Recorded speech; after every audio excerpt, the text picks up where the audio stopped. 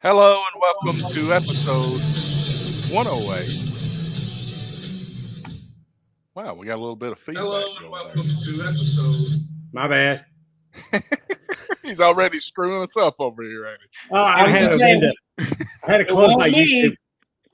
I had to close my YouTube window because I subscribe on YouTube to TNA Top 10 and set my notifications and alarms.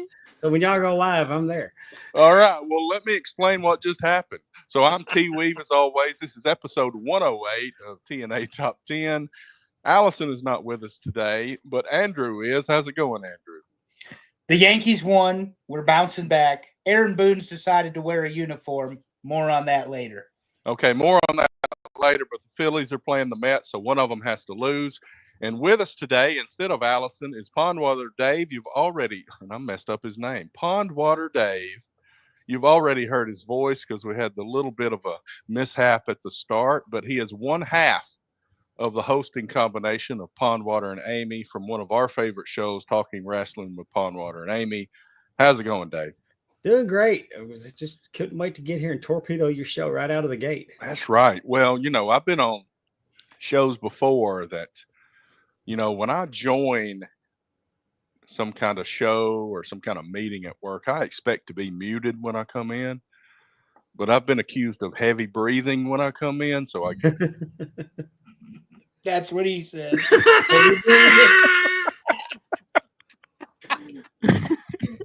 But anyway, tonight, I seen it coming. because we've got Pondwater Dave on here, we have planned this top 10 list for over a year, I think. We're going to do top 10 chips, and I didn't say potato chips. And honestly, chips is probably a stretch, but we're going to do top 10 chips tonight. This will be fun. This is my But life. no y'all. pretzels.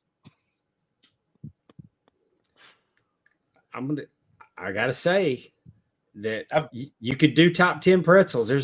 I don't know how you get as many flavors of pretzels now as you have, but I will talk about my favorite chip, which is actually it's 4 chips, but we'll talk about it later. I cannot wait for this. Because Terry banned pretzels from the list. We're not doing all the different brands of Cheetos. Last week. Terry says we're not going to do all the Cheetos, and then there's 17 options for barbecue on this list. Well, hey, that's not my fault. I went to the websites and got their lists. Now, David told me that he has some, I don't remember what they're called, but it's a planogram. I could have just showed you them all. Yeah. So I did not ask him for that, but I did find lists of products online. The first thing I did was looked up. I think I got to explain the process every week to explain what's on the top 10. But I looked for the top producers of chips in the United States, and there were 4 big main producers. And I'll honestly say that 2 of the 4 didn't come anywhere close to the top 10 here. So no, we won't be talking about them today. I'm going to tell you, Frito-Lay almost went extinct during World War II.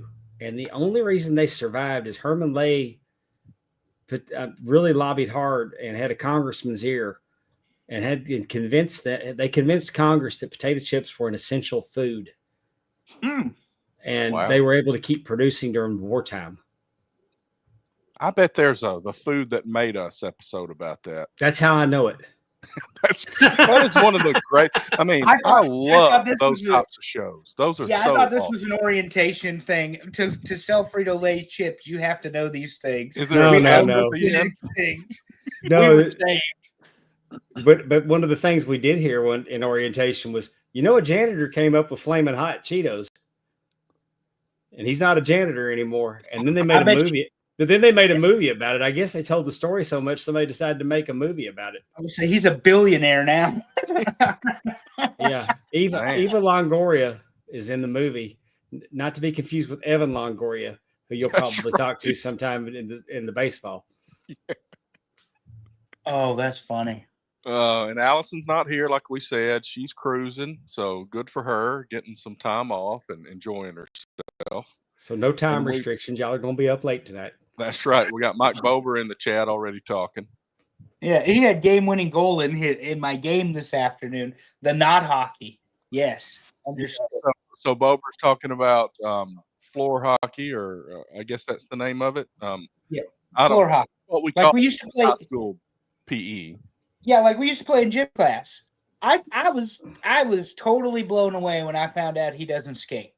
Legitimately, totally blown away. I just remember having to do push-ups because I high sticked. That's all I remember about it. I got Ball- accused of Okay, being thank a you. I will call it the right thing. I wasn't sure. ball. I didn't know he played ball hockey. I thought he was out there skating on like an adult league. We thought so too. But We then thought so found out. too. I was completely blown away when I found out he plays ball hockey.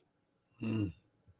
But I will say this: when I played floor hockey or whatever you want to call it, without skates in gym class, I often Terry found myself in the penalty box, either running laps or doing push-ups for being a bully. Apparently, you're not supposed to take people down in hockey, even though I saw it on TV all the time. So that's just another reason I dislike hockey. I played indoor soccer, which is a lot like hockey. It's a lot like hockey, but just with soccer ball. Is that Now, with a heavy ball? Did y'all play a heavier ball? No, What's that same. called? Mm-mm. Okay. The goal area was smaller. Okay. And I was the goalie, so I appreciated that. But Yeah, Cyrus hadn't played in the official games. He's done some practice kind of stuff during the winter with that. they call it 40-yard indoor war. But it gets exciting, yeah. Yeah, I mean it never Slamming it off stops. the wall and stuff. Yeah, and subs run in and out, and oh, that's cool. We're getting ready. I don't know if y'all have seen this, but apparently I like spending money for good causes. I I filled out a form today for this athlete to athlete thing, where you match up your young athlete with a college athlete, and you pay them to mentor your child. So we have been matched with someone. I won't mention his name or anything. We hadn't talked to him yet, but pretty soon we're going to have a discussion with him and figure out how this is going to work. And you can buy all the skill training things on the internet that exist, but if your brain is not in the right place on that field, it's not going to matter. And that's what we're trying to focus on. Mm-hmm. That's focus pretty on cool. focus. Yeah. Terry likes to spend money, and he loves to spend money on his child, who's a very good soccer player. And there's Amy. Oh, yes. Amy, the other half of Talking Rasslin with Pondwater Dave and Amy. Yeah, and we'll talk about her in a little bit when we get to the Blame Terry slide, but Damn barbecue chips, I'm telling you. Stop it. Barbecue chips, and he left sour cream and onion off the list. So that is another piece of the Blame Terry slide that he probably didn't mention. Plain sour cream and onion chips did not make the list. I don't know, man.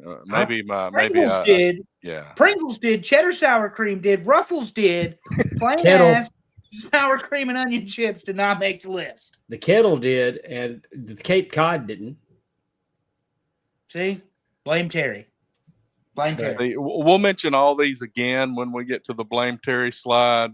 I've only got one picture of one thing because all of these complaints showed up when we hit the live button. So, we'll talk about an off-brand chip that I wanted to try so bad that I took a spare shirt to work with me. So when I got off work, I could change shirts and go buy those chips. It's kind of a big deal when you buy they're not the I had one of the salesmen one time tell me that he was my competition. I said, I'm going to tell you why you're not my competition. Because if you were any kind of competition, we would have already bought your company. That's right. Yeah, well, like WWE and AEW.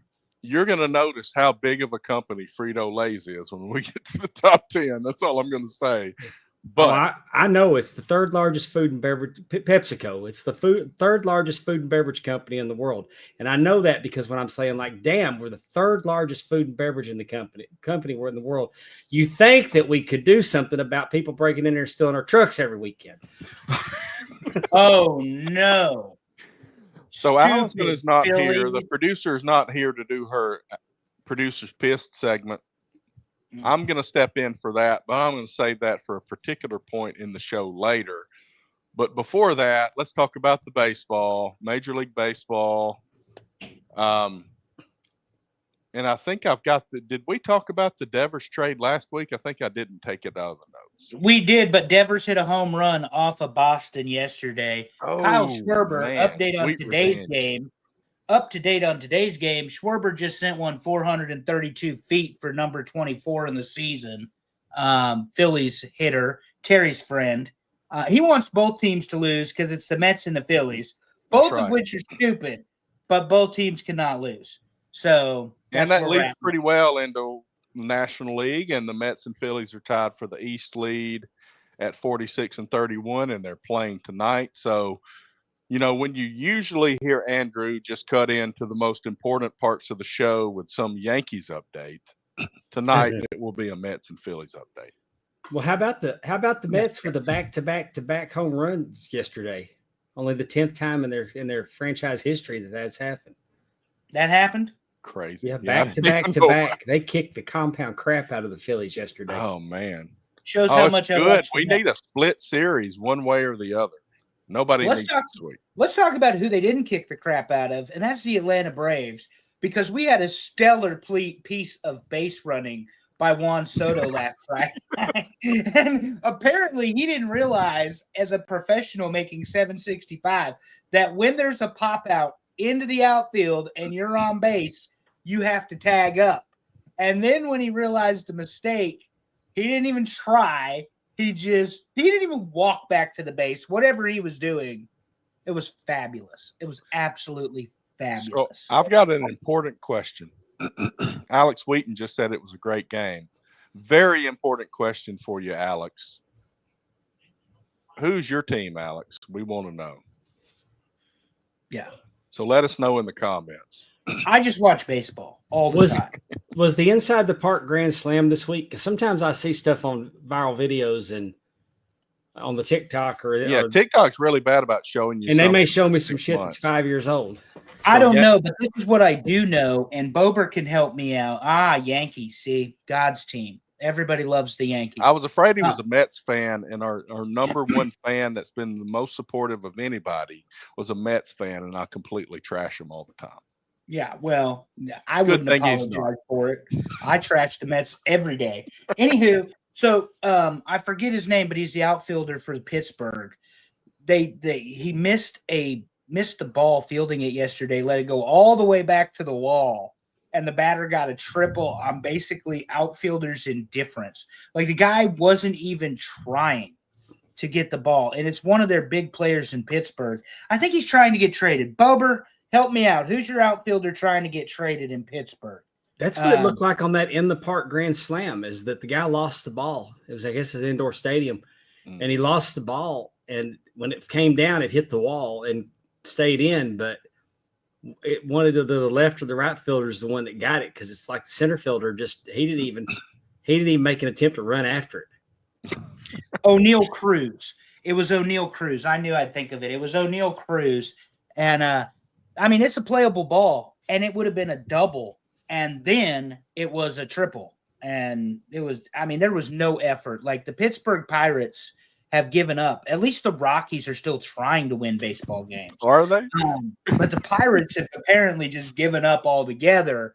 I will say this, as somebody that played center field at one point, center field is much harder than right or left field, because in right field or left field, the ball is going to move toward the line. Just the physics of the spin of the ball, the way the bat hits the ball spins in a way that goes toward the line. There is no line to go toward. If you nail it dead center, it is very difficult to figure out how deep that ball is going to go, because it's coming just straight at you. I'll give you an example. I was in high school. I went to Brooks High School near Florence, Alabama, in Killen. For those, probably nobody listening to this knows anything about that. But when I was a senior, I played against Josh Willingham, who had a pretty lengthy major league career. and he was batting and I was playing center field, and he drilled one over my head, and I froze because I had no clue how deep he hit it because it was straight over my head. And it is very difficult to figure out how deep it's going if you don't have any kind of bend in it. And he toasted me. That was the most embarrassing moment of my high school baseball career. Way over my head, made me look like a fool. Anyway. I played left field. I played right third, field but we had such a slow team. I ended up in center. They moved me I up played to right field shortstop, and catcher. and I love play. Once they moved to shortstop, I love playing infield. Yeah. So there's another story. I played right field and catcher till I was in like 6th grade, and then I used to run the bases, and I'd run the catcher over, and apparently it was a little too rough. So then we started playing football. Yeah, they're not real keen on that in youth league. Don't block the plate. Here I come. And this is in the 90s. I mean, we just ran people over. We didn't care. But no, I played right field because I wasn't a great fielder, but I had a good arm. So even if I didn't catch the ball, I would get it back into play. And I played catcher because I wasn't afraid of the ball. Well, my deal was I was a third baseman that forgot how to throw it to the first baseman. So I sailed it over the first baseman's head one too many times, so they put me in center field. Mm-hmm. Yeah, it's funny how that stuff works out. Like I said, I couldn't field very well, but I could. But I also am not getting paid $765 million to play right field. So, but I could gun it, and I mean I could gun it, and I threw several people out at home from right field. But that was always fun. No hop, no cutoff, man. You better be looking for it because it's coming. But well, so to get back to the updates, like I said, the Mets and Phillies are playing right now, and they're tied for the East. The Cubs lead the Central still at 46-31. Dodgers lead the West at 48-31. The Braves swept the Mets, like we said, 7-3 in the last 10. But Chris Sale, the ace of the staff, broken rib, currently on the 15-day DL, but that's going to be a little lengthier than that. So this 7-3 might balance out moving forward. Yeah, that run with the broken rib with the pitcher ain't happening. No, it's tough. Yeah. Why don't we talk about American League, Andrew? The Yankees still on top, 45-32. 2.5 games up. Yeah, they're 2.5 games up right now because they've got on a losing streak, and this is what the Yankees have decided to do. The best offensive baseball team in the AL decided not to swing the bat or at least hit anything for like a week. And, I mean, Judge went 1 for 14 against Boston. The one was the home run they still haven't found the ball from because he went deep over the wall. But they lose the Angels 3 out of 4, and all of a sudden they got their shit together, and they beat Baltimore 2 out of 3, and they beat the brakes off Baltimore yesterday. It was 9-0, and today they had a four-run inning comeback. Your stupid Mets, Terry, are making fielding errors, and Philly is now up 2-0. Stupid Mets. Anyway, I hate the Mets just a little bit more than I hate the Phillies. That's what I'm saying. They're Terry's stupid Mets. He's got ownership of calling them the stupid Mets, so that's why we credit Terry with that. But anyway, the problem for the Yankees this week has been hitting. Max Fried threw 112 pitches in a loss. You can't lose when your ace is on the mound. Don't lose the ball game. Certainly don't let him throw 112 pitches and lose to Baltimore, who is in your division. Warren went deep today. Schmidt went deep yesterday. So the pitchers are pitching. It's, the offense has gone cold. However, because I'm a numbers guy, trending statistically, the worst month the Yankees have had in every season under Aaron Boone is June. And then they light it up. So, I don't know. They got 3 with the Reds, 3 with the Athletics, and then we're on to the All-Star break. So, anyway, Judge, I put his numbers in here because they're still absurd. 367, 27 home runs, 61 RBIs, 1.195 OPS.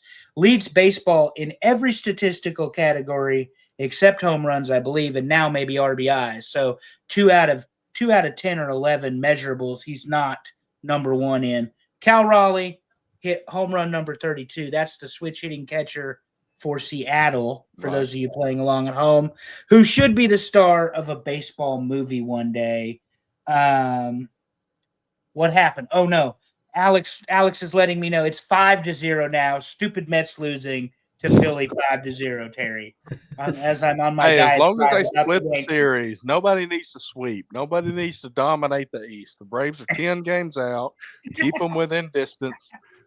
Let them light it up in the second half. See, the Atlanta Braves became my team by default because we had their farm club here, the Mississippi Braves. That's right.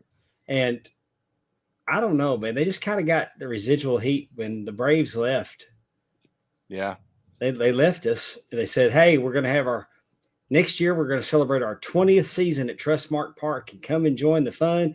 And it'll also be our last season at we're moving. And I'm like, well, screw y'all. Y'all just broke up with me. You're dead to me. And it's kind of jumped off a little bit on the Braves. I want to say I don't hate them though. I mean, but I want to. Right. I feel it was like in Huntsville, we had in the 80s. It was perfect. We had the AA team for the Oakland A's in the 80s. Jose Canseco came through. Carney Lansford came through. You know, Todd Van Poppel was here and didn't make it much farther than here. But Canseco hit some huge bombs in Huntsville for the Stars. But then eventually the Stars became the AA team for the Brewers. And who gives a shit about the Brewers? Not me. Yeah. Well, we've replaced them with the Mississippi Mud Monsters they're in the Frontier League. Okay. So they were in Schaumburg for Father's Day. So I would have took my daughter and her husband to a game here, but they were playing the Schaumburg team, and that's what that league, but it's a lot of fun. It's we got a cool mascot, and the team owner is real personable. He comes out and shakes everybody's hand, thanks us for being there. And that's always good. I mean, we did the top 10 minor league baseball mascots.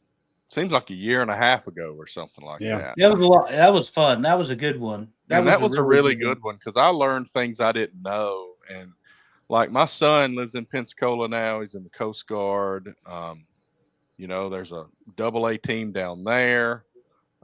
He's going to check them out. And it's always fun and just kind of goofy. It's not Savannah Bananas level of goofy, but it's minor league baseball, and there's nothing like it anywhere. But to continue the updates, the Tigers lead the Central 49-30, 49-30, and the Astros are still leading the West 44-33. Tigers arguably have the best pitcher in all of baseball in Skubal. The only guy the only guy I think, well, he won the Cy Young last year. He's the only one I think is going to give Fried a run for his money, or Fried can't beat for the Cy Young. Fried had the chance the other night to be the first in MLB to 10 wins, and he went 113 pitches and they lost.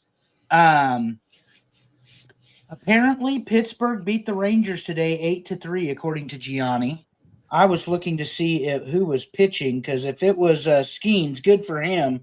They need all the help they can get for Paul. Interleague play. What was it? That's interleague play. Yep. Yeah. The funny thing is, interleague play has just become a thing lately. They don't make a big deal about it because, like when they first started doing it, it was like this weekend is interleague play, but now there's always an interleague series going on.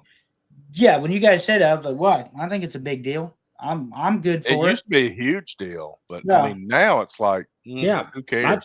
My daughter went to Atlanta. They went to Atlanta to watch a game against Boston. Mm-hmm. Yep. Yeah, the Braves play the Yankees the end of July. So at Truist Stadium. But anyway. Well, and that's a nice setup. I don't know anybody that's been there, but the way they have built this stadium, the Braves moved out of Atlanta, moved north, moved toward where they figured out where most of their ticket buyers are coming from. So they moved north of Atlanta. They built around the stadium. And somebody said the other day, it's kind of like a college football tailgating atmosphere where you go early, you go to the restaurants, you go to these other things, and it's really a nice setup. Yeah, Truist is a nice park, from what I understand. And the sister and her family live down there, and well, close enough to Atlanta to be able to drive. I think they're an hour and a half away.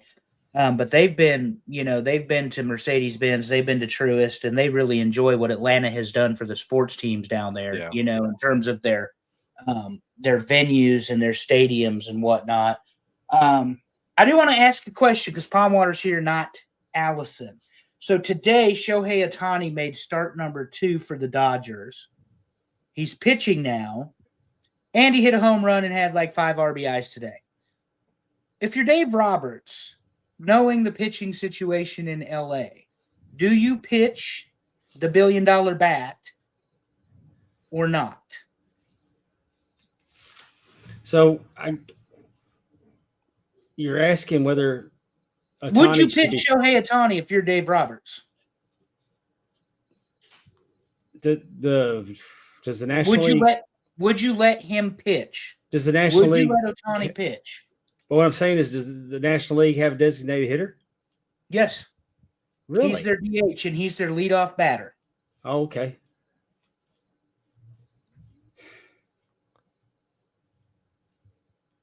And how good a pitcher is he? Well, they won today, but he's not. He's very good. His first and second outings have not been good. You can tell they've not been like lights out. They kind of sped it up. They did speed it up a little bit. My point was, Terry, he's not pitching like he was when he was with the Angels. Right. Because he had the injury, of the shoulder. And the other question is do you let him pitch when he's your designated hitter? And you talk about somebody that can turn a game around. Shohei Ohtani turns a game around. Could you put him as a closer? No, they put him as the starter. What I'm saying, I don't see the issue. I don't see the issue letting your pitcher bat. But what I'm saying is, if it's an issue for you, would you have an issue if they took him from being a starter and made him a closer or a mid reliever? I wouldn't pitch him. You wouldn't pitch him at all? My honest answer is I would not pitch Shohei Ohtani. I was that way before he came back. So I thought it was a big risk, because he had injured himself. He was coming back from that. But now that he started pitching and he's been okay, I guess you got to just keep going with it at this point. I don't think I would have rushed him back until maybe go through spring training and let him pitch and bat and then start the year that way. But they had injury problems, so they brought him in. Yeah. So, once you get him out there and he seems to be healthy, at this point, I think you just keep going with it. How's their rotation? You can't really tell them no. Oh, they're injured. They're I guess you got to use him then. Like Roki Sasaki is now on the 60-day IL for that shoulder injury that he had, the same shoulder injury he had last year. And I don't think it's Kershaw, but it's the other guy with the hair who's a really good pitcher. Glasnow. Glasnow is the guy with the hair. The guy with the hair. It's Tyler Glasnow. He's injured right now. Blake Snell is injured right now. They've got Yoshi, who's their number one pitcher, Yamamoto. But yeah, they don't have a lot in terms of who they thought they were going to have when the season started. Put it that way. And the Yankees can relate to that because they don't have Garrett Cole. They got Max Fried and they got Carlos Rodon. And they got Schmidt and Warren, and Yarborough is out with an oblique strain, and they're bringing up a minor league left-handed pitcher tomorrow. And I don't know if he's pitching against Cincinnati, but here we go. Buckle up. But my point is, Dave, that Ohtani is such a game changer with the way he swings that bat that I don't know that I throw him. I don't know that I have him pitch. Yeah, if you had a good pitching staff, then maybe not. I can see right now that you'd have to, but maybe if you had the luxury of, if I guess I got to ask, is he winning more games with his bats, or is he? Are you going to lose games by not having him pitch? If he's an automatic, you're going to win more upset games. about this. Yeah, you're going to win more games with the Dodgers offense than you are their pitching staff, and that's just a fact. So, I mean, I don't know if you could eventually get to where, I don't know if it hurts a pitcher to be on longer days between starts, if it makes it harder for them, more injury prone. I mean, you know, I remember the days when they just threw them in there and they pitched the whole game. And now those days seem to be gone. Like they got them on this strong pitch count and they're making more money than ever, throwing less pitches than ever. You had somebody in the chat that said LeBron needs to play baseball.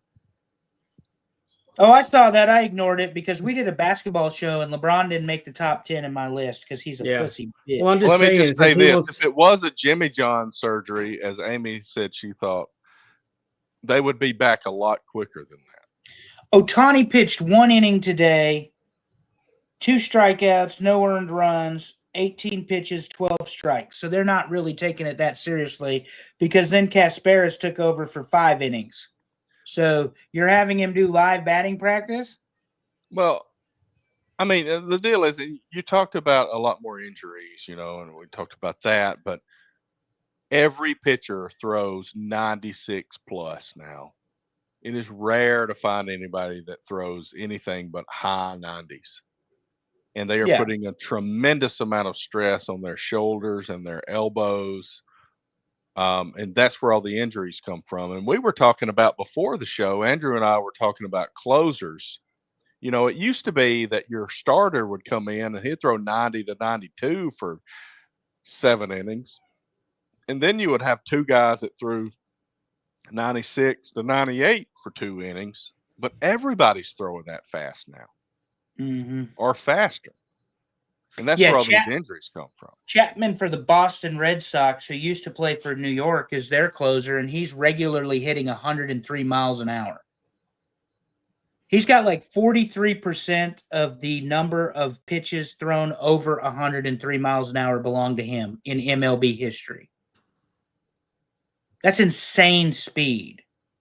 But what Terry and I were also talking about, Dave, is like I make fun of Devin Williams. He's the Yankees closer. He was highly touted. He came out of Milwaukee. Everybody said he was going to be the guy, and Weaver ends up beating him out for the job.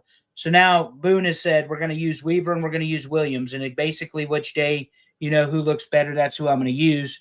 Weaver returned and blew a save this week because he came back from injury on a hamstring pull. But Williams won today, took him 16 pitches. But we're talking about load management with your closers, and you may give them an inning. Very few of them get 2. And all of a sudden, we're worried about load management throwing the ball 15 to 20 times. Yeah. When the starters trying Max to throw Fried as hard threw as they can, 113 pitches over 7 innings yesterday. So, Right. I mean, or day before yesterday, Friday. So that's my There's point. not this discrepancy between the starters and the relievers anymore in speed. So, I mean, why are you trying to save the innings of the relievers these days when you're not? I guess they're trying to do the same thing with the starters also. We're going to end up with, like when I was playing when I was like 12 years old, we had this system because we had these rules about the number of innings pitchers could pitch in a tournament. That's hilarious. I'm not. Anyway. Okay, Devin. We're definitely not for children. But anyway, so when we were playing tournaments, we played 6 innings, and what you would do, you would hopefully have 3 pitchers. You would go 2 innings, 2 innings, 2 innings. Major League Baseball is getting to that, where you are pitching 3 innings, 3 innings, 3 innings, and nobody pitches more than that.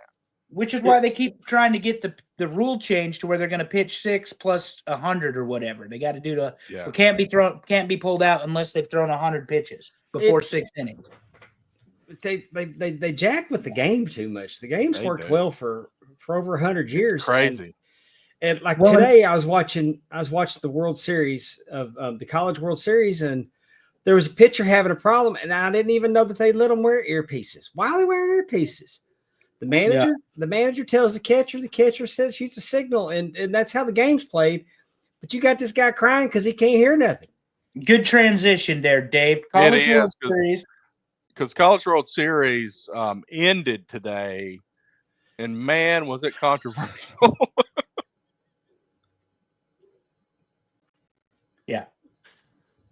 For those that don't know, the Louisiana State University Tigers. Go ahead, right. Terry. So Coastal Carolina, the Chanticleers, and I learned recently that if you are a college in South Carolina, your mascot must be some form of rooster, apparently. That is a rule. So anyway, if you didn't know that a Chanticleer is a rooster, it was a villain in Rock-a-Doodle with Burt Reynolds. So also, you've got the Gamecocks in South Carolina. So, that's an aside. So I will continue what I was saying, though. But the Chanticleers had won 26 games in a row.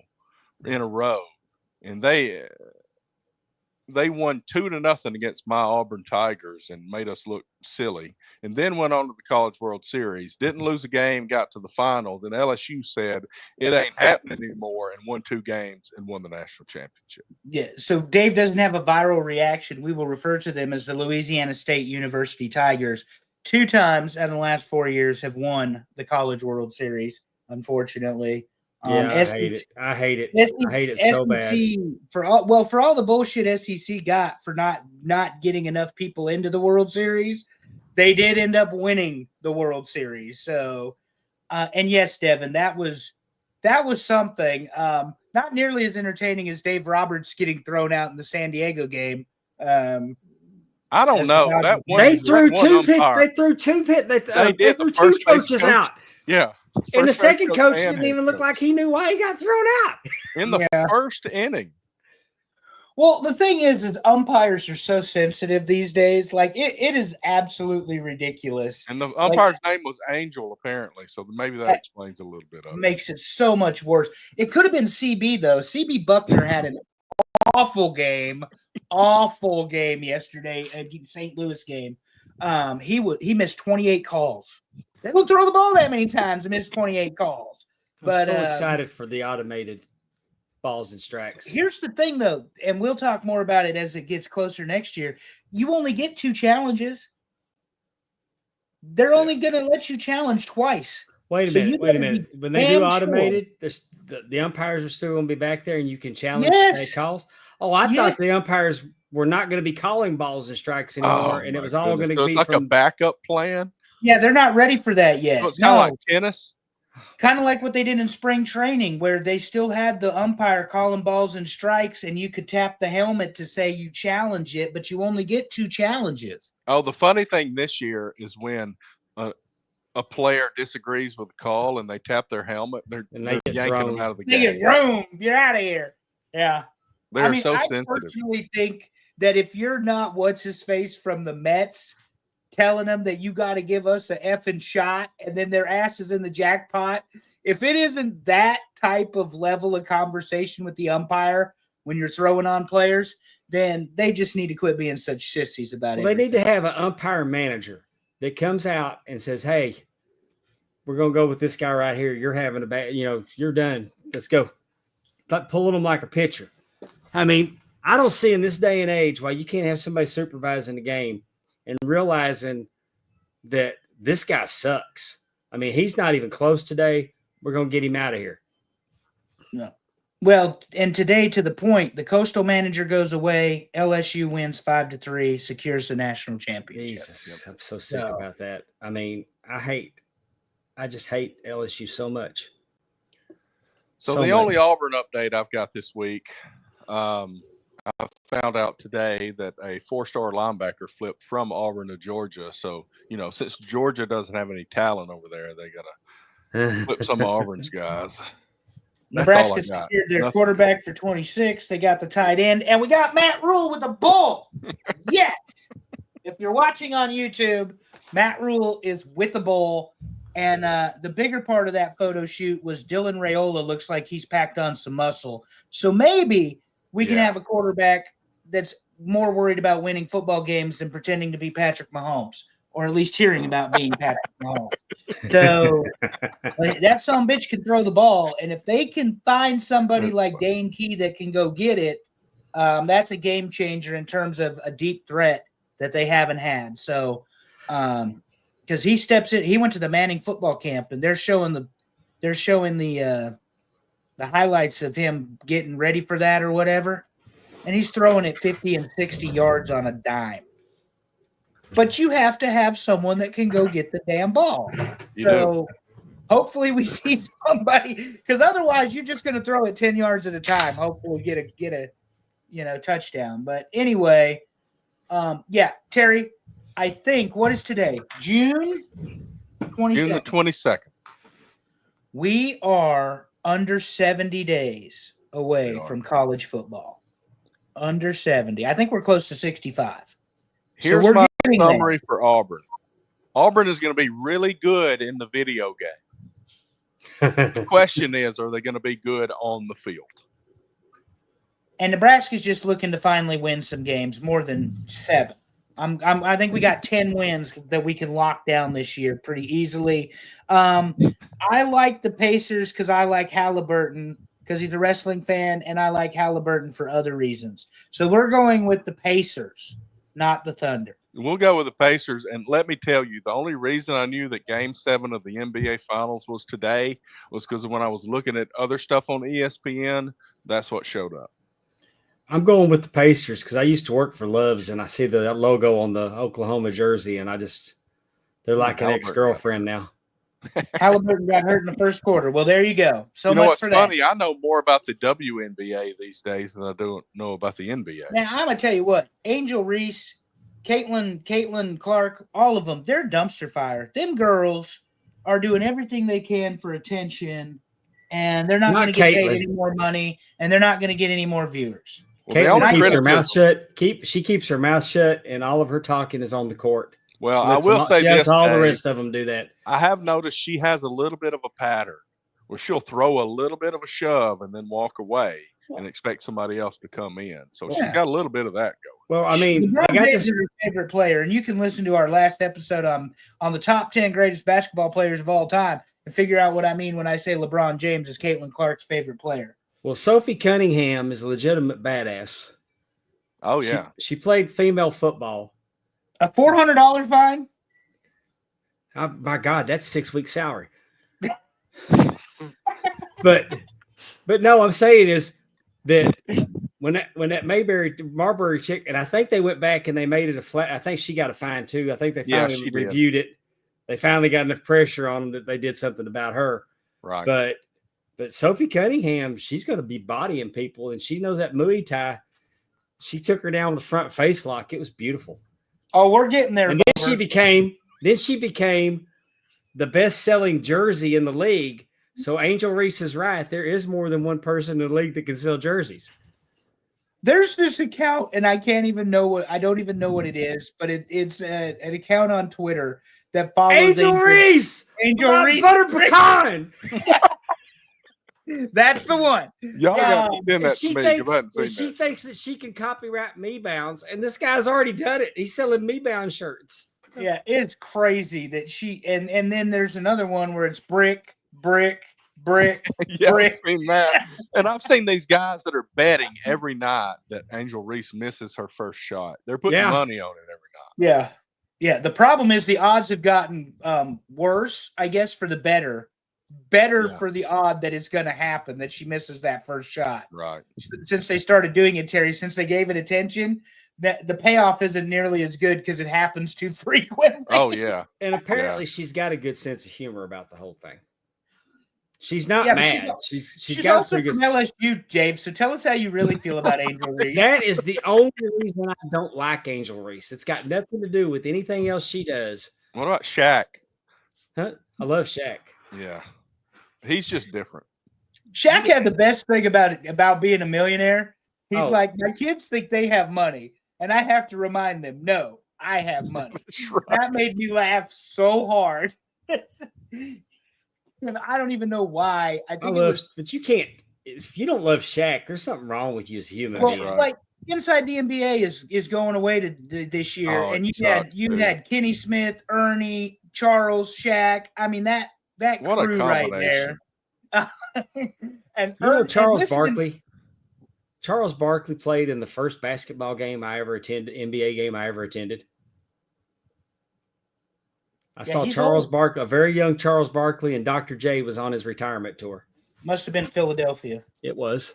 I saw the Mavericks play Philadelphia. Mavericks were up by 2. Mavericks were up by 2. Time was running out. Dr. J launches one from mid-court, nothing but net. The Mavericks lost by 1. Reunion Arena went from rocking to dead. Well, there's a Alison's not Von here to Erich move joke us there along. somewhere, but I'm not going to say it. There's a Von Erich joke there somewhere, rocking to dead in Reunion Arena. Somewhere there's a I wasn't even going to tie into that. Let's talk a little bit about WWE now to move along. And we have Night of Champions coming up on June 28th on Saturday. So that'll happen before our next show. And you'll see in a minute that we don't know all the matches yet because we still got stuff going on Raw that's going to decide that. And they're going to, let's go ahead and just address the elephant in the room. They're going to have to decide if Night of Champions stays in Saudi or not. That's true. After this week's events. Pretty dang close to Iran down there. Yeah, this is not right next door, show. But Iran's not firing nothing into Saudi Arabia. They're right next door. They're not good. I mean, I can see the concern, but man, they're not going to fire anything into Saudi Arabia. So what would here's the question. So if they decided they're not going to Riyadh, would they just pick somewhere that is available in the United States and do something, or just not have the show? Daly's place. Wherever Raw is Monday is the new venue. Well, that's what I was wondering. Yeah. Like or even move it to Monday. And well, I guess they still got to do the matches like what I'm showing here with the King and Queen of the Ring. But I guess wherever the next Monday, I guess is what you're talking about. But well, and that's what I'm saying. You have to have, you got to be very aware. Dave's got a very valid point that Iran has got so much trouble of their own right now. They're not going to go pick a fight with the Saudi Arabians who don't like them anyway. However, I don't know that we've issued a fatwa is what it's called, FATWA, but now Americans are the target. Anybody in the Middle East and whatever, that's come out on Iranian state television. So I don't know if you want to travel there or not, but and there's a lot of people that quite frankly just don't agree with WWE performing in Saudi Arabia, regardless of the $50 or $60 million payday or whatever. That's because they're not getting offered the 50 or 60 million. No. If they were getting offered the 50 or 60 million, they'd be over there on a camel doing whatever they wanted them to do. So we talked about this last week. I think CM Punk's the biggest hypocrite in the world of professional wrestling. And then he decides he's going to Saudi Arabia. See, I thought he was a hypocrite before that. And now, he is just justified. Everything I've been saying for the last decade about CM Punk has come to, true. Well, I mean, it's a strong quote, but did he say it to the Miz? Yeah, you can suck the blood. With the bloody cock of the Saudi Arabians. Yeah. That's a hard one. That's a hard one to walk back. Yeah. Right. With somebody you now work with, kind of, And I'll tell you Sammy what, you put enough commas in the payday, and that all that perspective changes. Well, here's the thing, though, Dave. And you obviously work in wrestling. And anybody who doesn't know, Dave counted Flair's last match. And thankfully, we know that was Flair's last match. But he was the man that counted the 3 count Ric Flair's last match. Talking about the wrestling side of it, though, in terms of CM Punk, he's a big enough star. He could say no. He could. And they're big enough. And they're a big enough company. They could terminate his contract. And here's the other thing, Dave. It don't matter if he goes to Saudi or not. WWE's getting paid.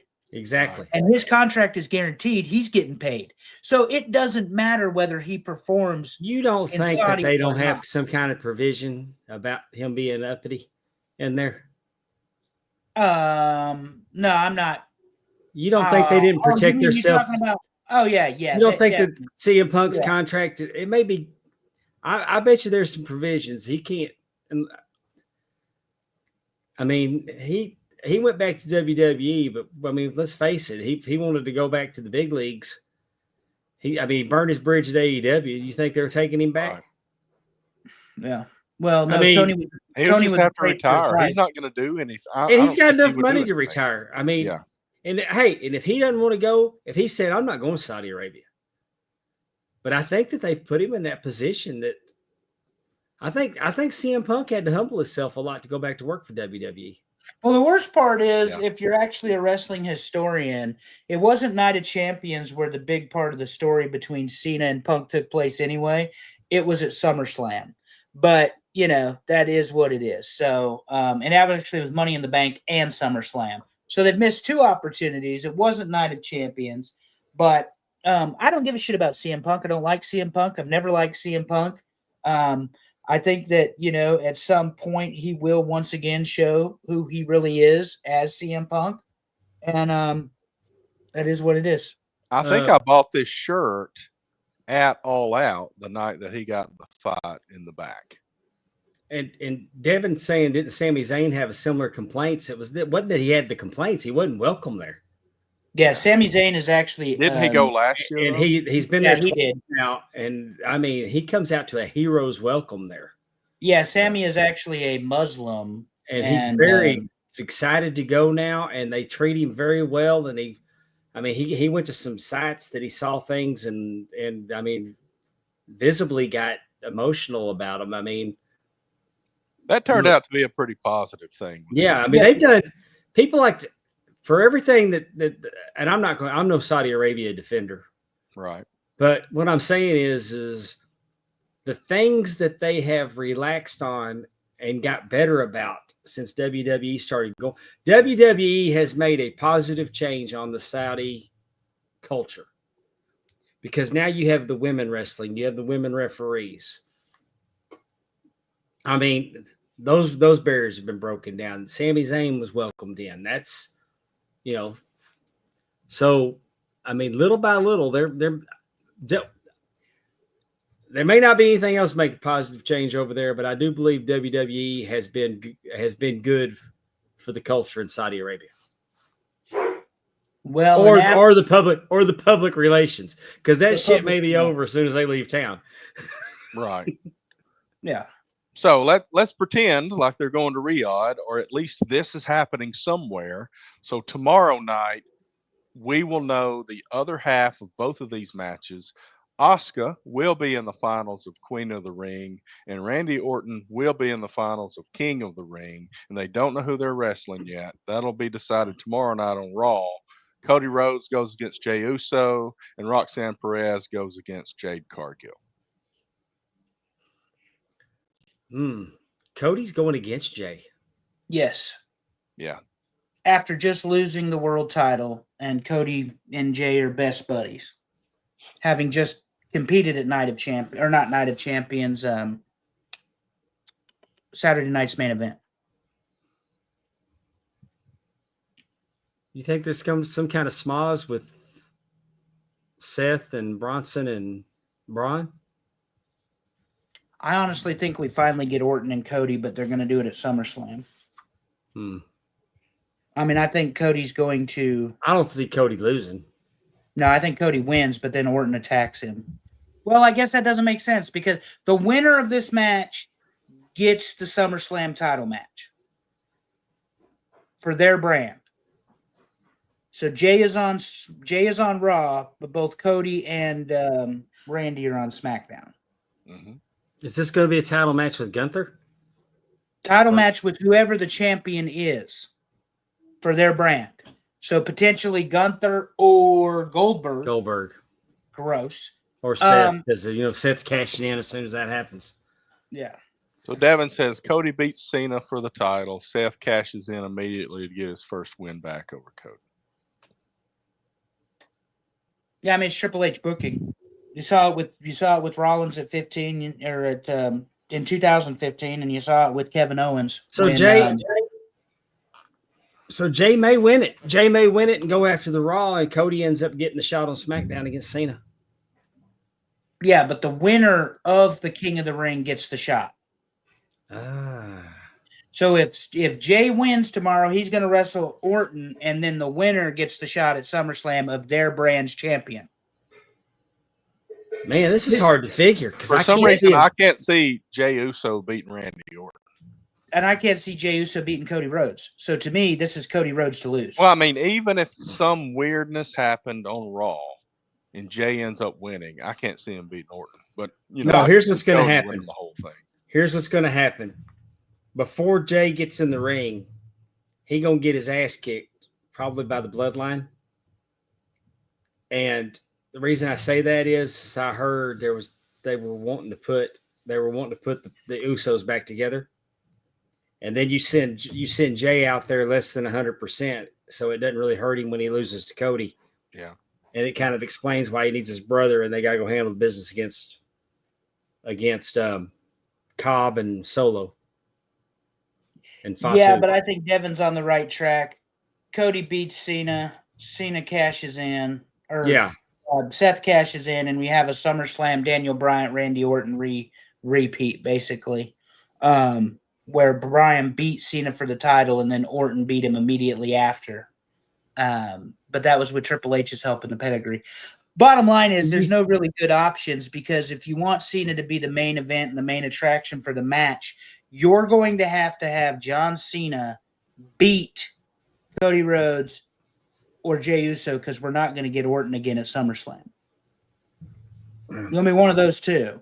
Brian Ramsey makes a good point too. He says that he sees the Seth crew beating up Jay, so it can be Sammy and Jay going after Seth's crew. That makes sense too. Well, I don't think we'll see Sammy, in Saudi this year, based on the tweet from last week. But who knows? So I think that's why they beat him, honestly,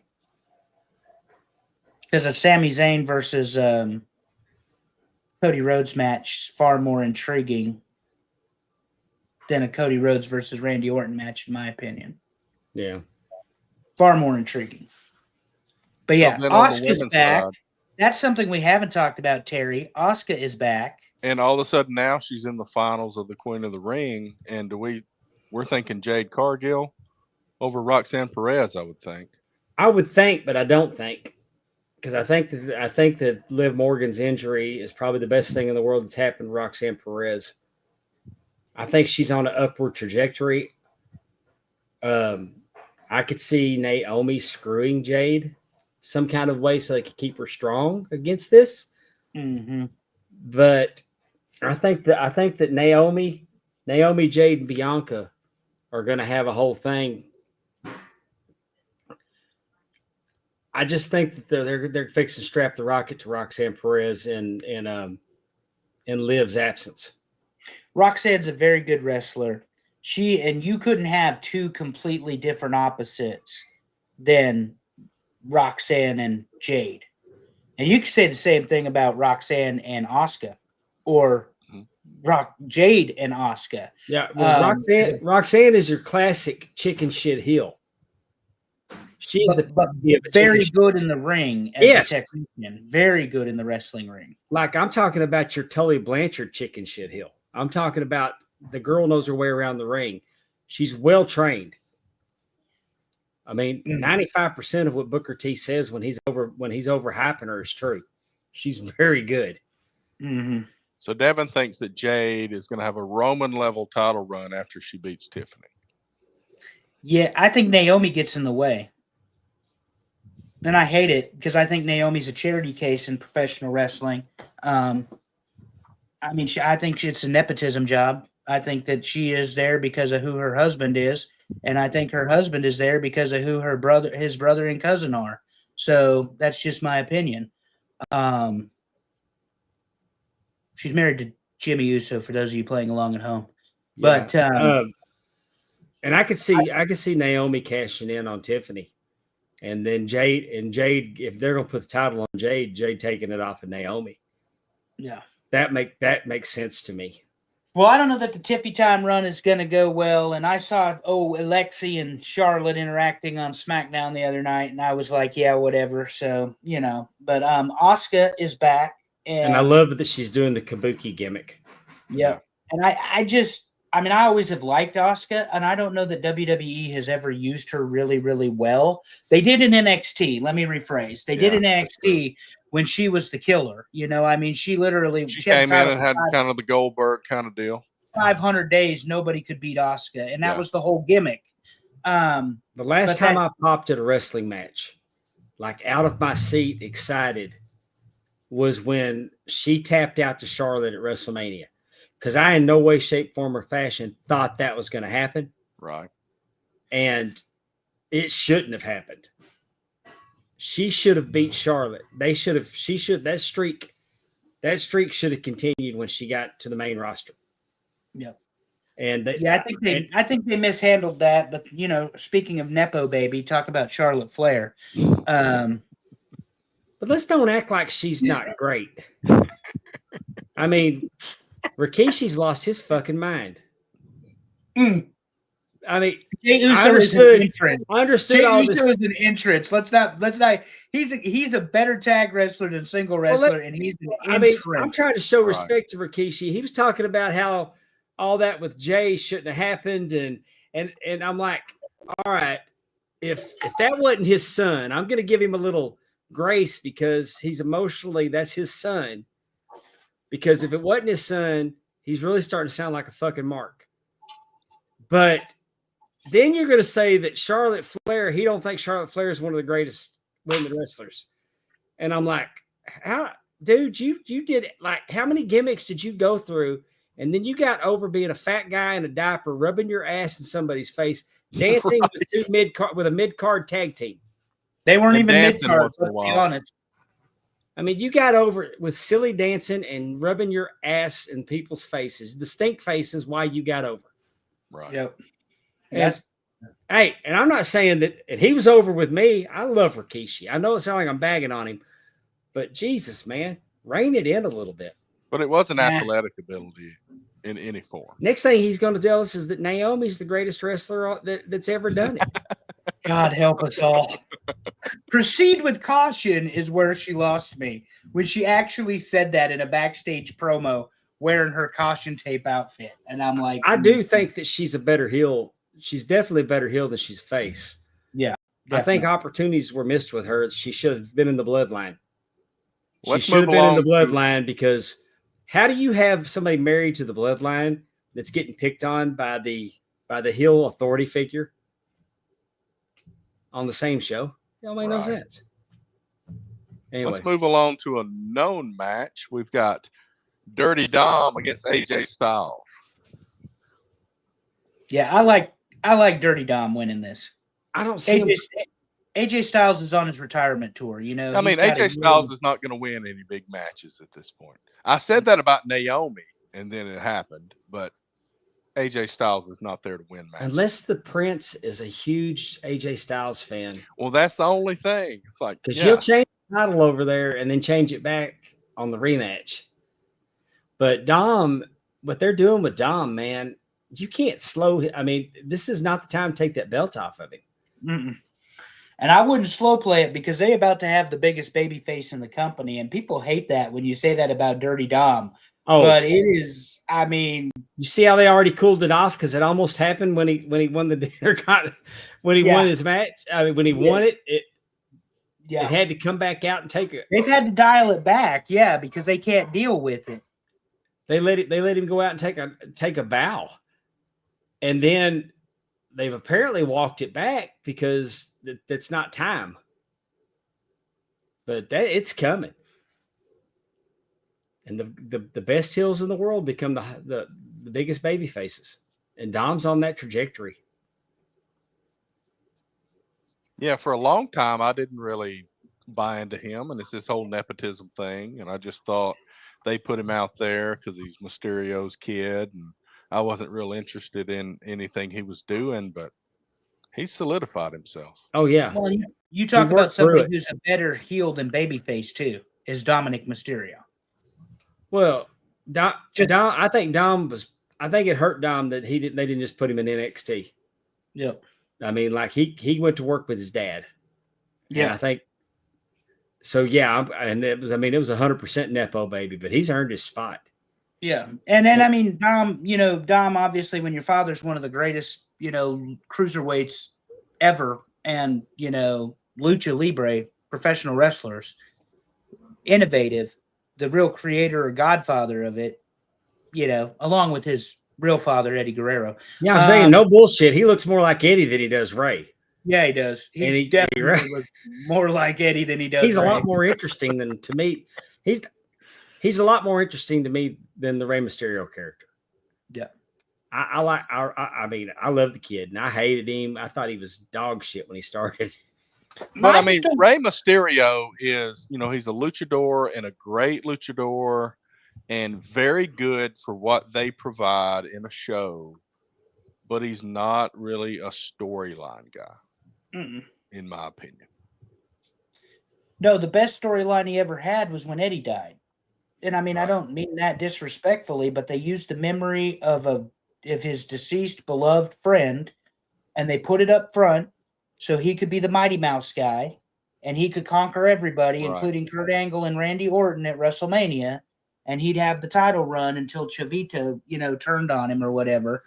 But I mean, that was the most compelling storyline he was in his tenure in WWE.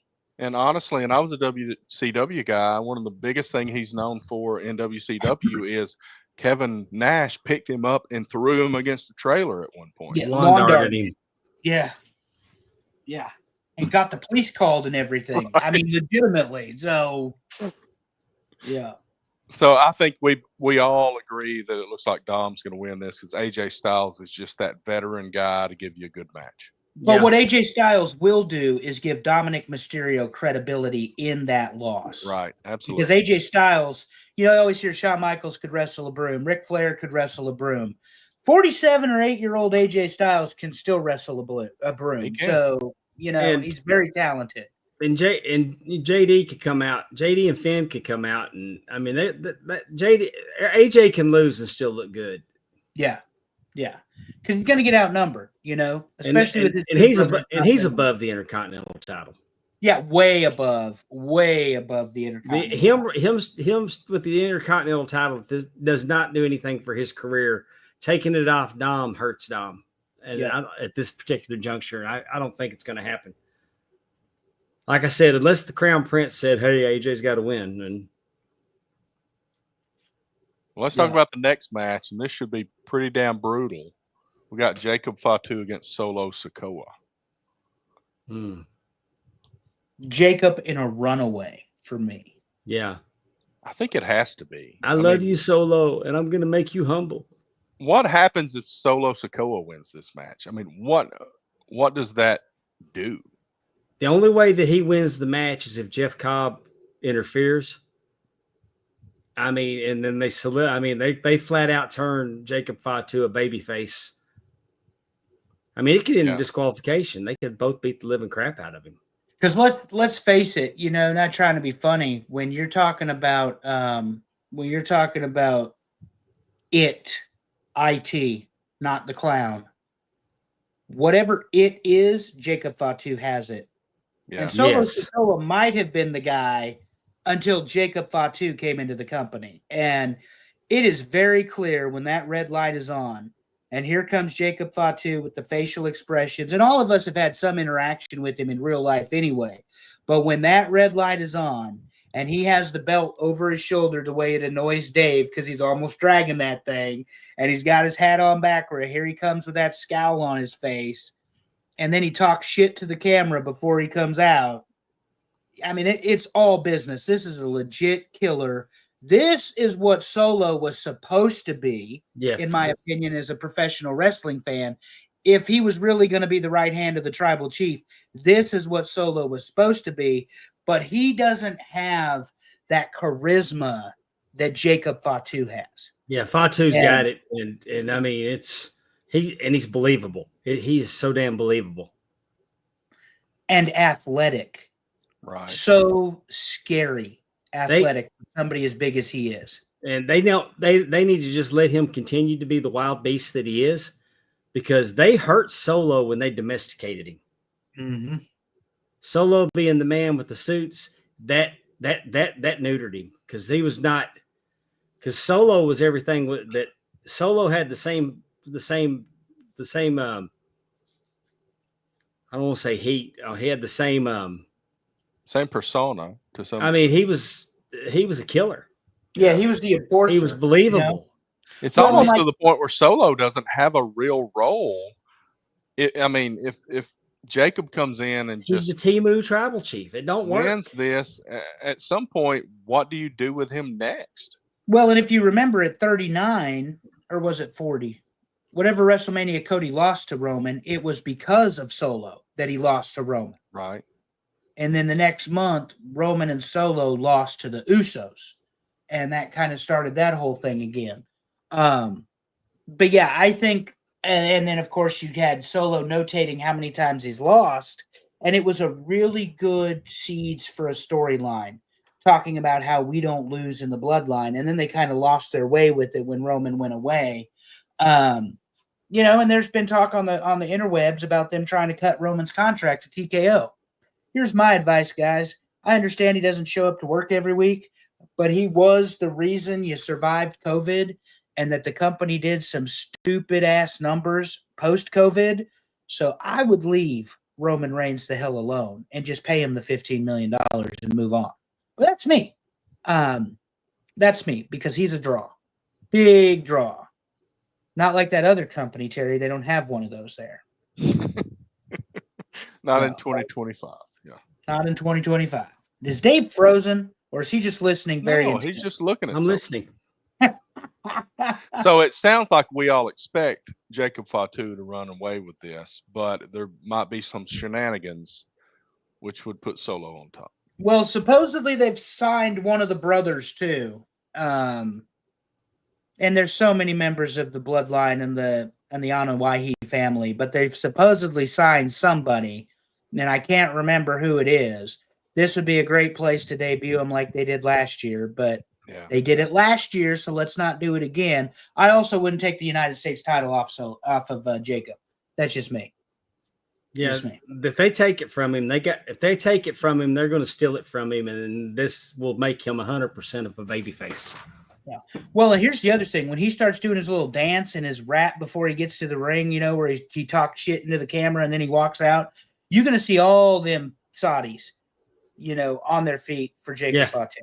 They're not going to be on their feet for Solo Sikoa, because despite the language barrier, I assure you, they know which one they're supposed to cheer for. LA Knight was treated like the heel.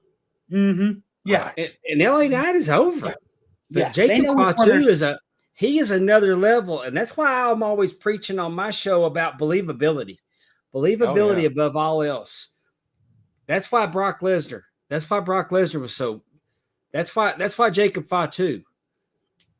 When you're believable, when you're that you can't poke holes in it when you're that believable. Mm-mm. Kind of what I like about Bronson Reed. Very believable. Braun Breaker's so believable. Yeah. Yeah. And Solo used to be believable. Yeah. Yeah, that's his name. It's the big guy. Did y'all see Cena doing the little punching bag trick at Fanatics Fest? That was hilarious. Yes. That was so good. If I'll tell the listeners, the game that they have in the bar that you push the button and the punching bag comes down, drops down, and you hit it and get a score. Somebody had Cena to come over to do it. And he hauls off and he throws a beautiful punch. And it doesn't even touch the punching bag. Punching bag doesn't move at all. Then he does it a second time and it doesn't move at all. And then he looks at the camera and goes, 25 years, I've never hit anybody for real. And turned around and walked off. I thought it was the greatest thing.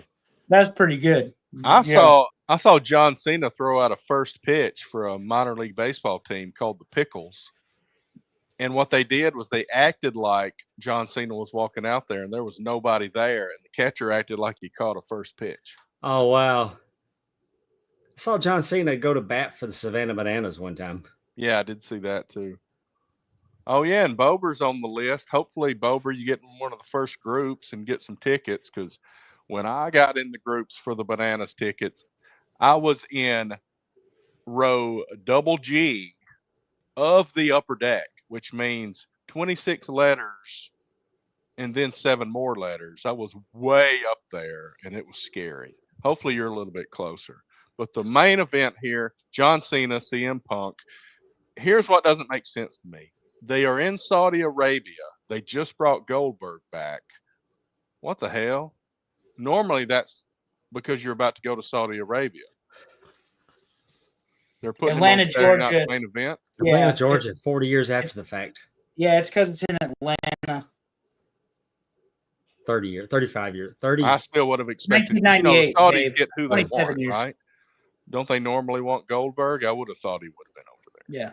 I think it was July the 16th or July the 13th of 1998. Goldberg wins the title over Hogan in the Georgia Dome. Somebody can check me, but it was July of 1998. So I think this is going to suck. Their little interaction at Elimination Chamber was fun. This is all about nostalgia. Phil Brooks ain't got it no more, and neither does John Cena. And we've seen this match enough times. This is the crowd pleaser, the entertainer, and give me John Cena for the win. With the belt shot to the head. Yeah, because it's become a joke now, Dave. About that's how he wins every match is with the end with the belt shot, and it's not even a good looking belt shot if we're honest about it. So, well, I mean, I ain't hit nobody for real in 25 years. Was shoot.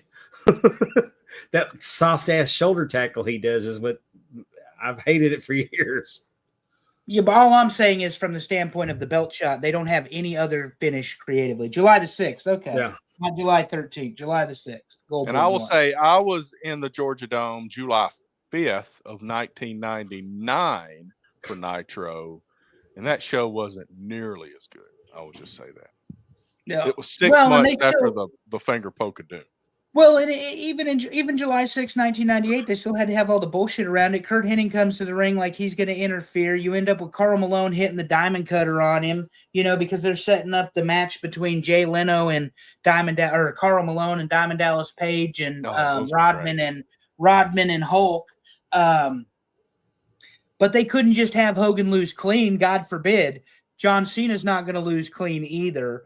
And he's certainly not going to lose in Saudi Arabia. Now, what will be interesting to me is who the crowd chooses, and I think the crowd picks Cena. Yeah, probably so. I think so. I think they boo Punk out of the building because they're not unaware, Dave, of the comments he's made about them. They're not unaware. This is the first time that he's been there. Yeah. Now, everybody loves to say, I think that the shoot promo, the pipe bomb, the reverse pipe bomb with Cena doing it to Punk was great because he's like, yeah, you gave a pipe bomb 14 years ago and you've been doing the same pipe bomb for the last 14 years. That was hilarious to me when he did the segment on SmackDown this week. Yeah. And then he talked about, well, they just like to sing your song to the ring, but they'll sing mine too. So good. John Cena was so good on SmackDown. Hi, Matt Cardona. Hi, Claudio Cascanoli. Yeah. Supposedly Hi, Nick Nemeth. Yeah, Matt Jackson, Nick Jackson, and Colt Cabana or whatever, according to that guy on Twitter. Ibu, the guy who got himself thrown off of Sean Ross Sapp thing for controversial. But the promo I thought was good. And I don't think the match is going to be. I think it's just going to be another John Cena retirement tour match. And we're all stuck in this booking hell until the end of the year. And he's just, he's past his prime. He's not capable of a barn burner. It's just not going to happen. And neither is Punk. Neither is Punk. Punk ain't capable of a barn burner either.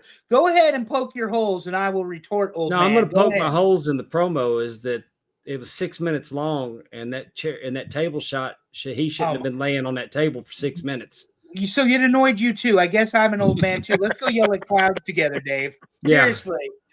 This is what I hate about so many people being involved in matches. And yes, I don't know if Bober's still here, but he kind of alluded to that with me. They always have to have somebody laying there for way too long.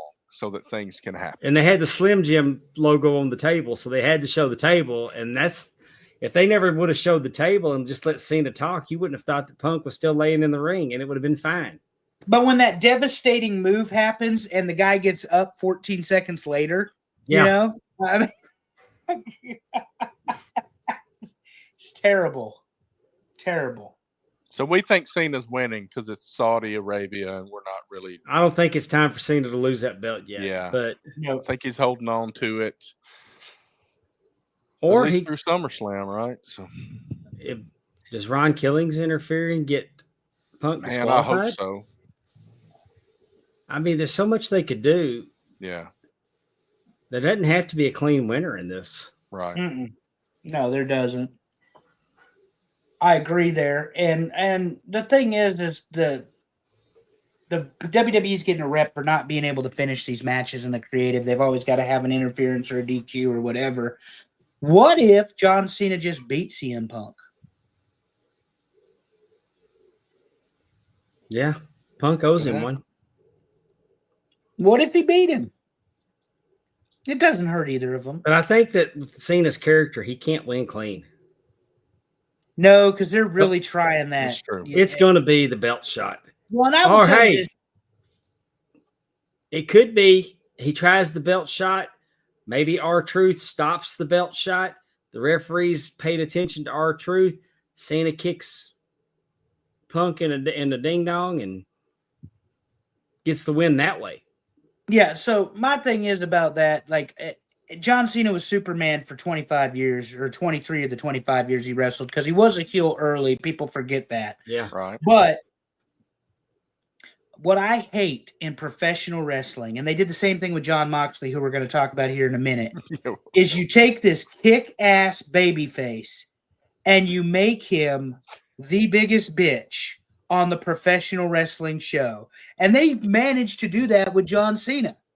And they did it with Moxley. Terry, put Amy's comment on the screen. Ding dong. It's a cock, Amy. It's a cock. He kicked him in a cock. Man, Pondwater comes over and gets all vulgar like they do on their show, on our show. Yeah. Well, I'm aware that, I mean, Andrew's on the show. F-bomb is like the number one. So I'm not even scratching the surface. System. Language doesn't offend me. You're welcome anytime, Pondwater. But anyway, that's the Night of Champions. Obviously, questionable whether they're going over.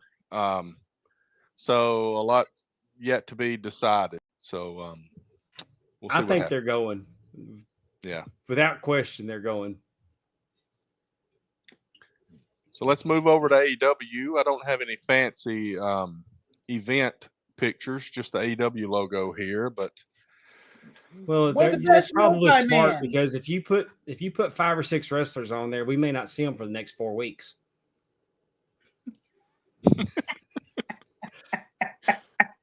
That's where the best multi-man. We had a 14-man, was it, and a 10-man on the last Dynamite in Mexico. In Mexico, I watched it. It was, I mean, it wasn't horrible. Dave, there were 14 people in the ring. No, the main event was horrible because you had Rick Knox standing in there letting the Young Bucks do double teams. Then as soon as somebody else tried to get in the ring, he went to them. Without doing nothing trying to prevent the Bucks from double teaming. It was the same old bullshit with them, but the opening match was lucha style, and I actually found it pretty entertaining. So here's the known matches for All In. That's what I focused on in our notes. We got a Casino Gauntlet match. Yeehaw. Of the multi-man matches, I like this one better than some other ones. I'll just say that. But the problem is they use it too often. That's my opinion. That it's a cool concept, but you don't need to break it out every other pay-per-view. But it's kind of like their... But you got to, because All In is the poker chips. You got to do it at All In. So it's basically their Money in the Bank kind of deal, right? Kind of. Because they do it too often. Dude, we've seen the Casino Gauntlets on Dynamite, though, Dave. Because I agree that it's overdone. I'm just saying that on All In and All Out, I mean, for All In, it makes sense. Yeah. Yeah. Well, Double This or is the Nothing, it one makes place it sense should too. Well, Yeah. that's true. Let's have one every pay-per-view. How about Every that? pay-per-view. The stupid Phillies are up 7-0, Terry. But what's going on July 12th, right along with July Saturday Night 12th. main event. Yeah. And we've In got a Texas. winner-takes-all unified championship between Kenny Omega and Okada. Kazuchika Okada. Whoever wins that match has both belts. Unified. So let's talk a little bit about the creative on this nonsense. Okada brought in as a member of the Elite. Right. And is now a member of the Don Callis family officially, which I think is stupid. Can they get Kenny Omega away from Don Callis? I said this last week, Dave. I know you were in the audience.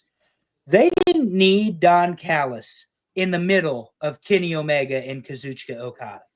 Kenny Omega does not need anybody. If you've never seen Okada and Omega 1, 2, 3, or 4, do yourself a favor and just go watch the fourth one. It's a 2 out of 3 falls match. It goes 44 minutes. Kenny Omega, spoiler alert, wins the IWGP Championship as the leader of the Bullet Club in arguably the match of that year that put these guys on the radar to be able to have another wrestling promotion. When those guys went an hour in the previous matches, when they would go almost an hour, they did not feel like an hour.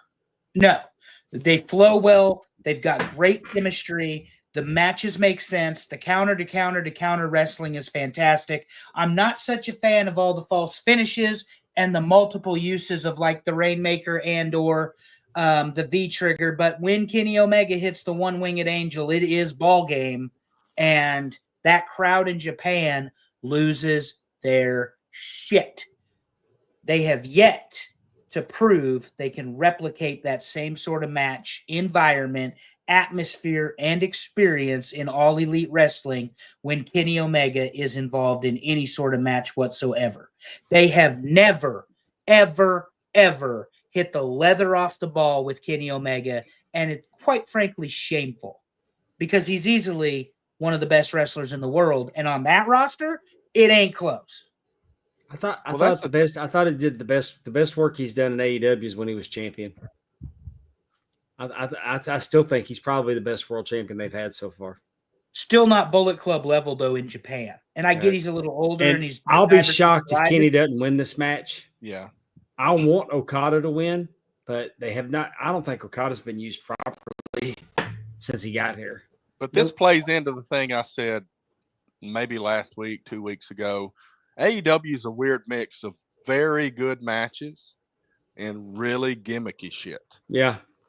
Well, and they make poor decisions. Kota Ibushi has returned to AEW from injury. That's the other half of the Golden Lovers.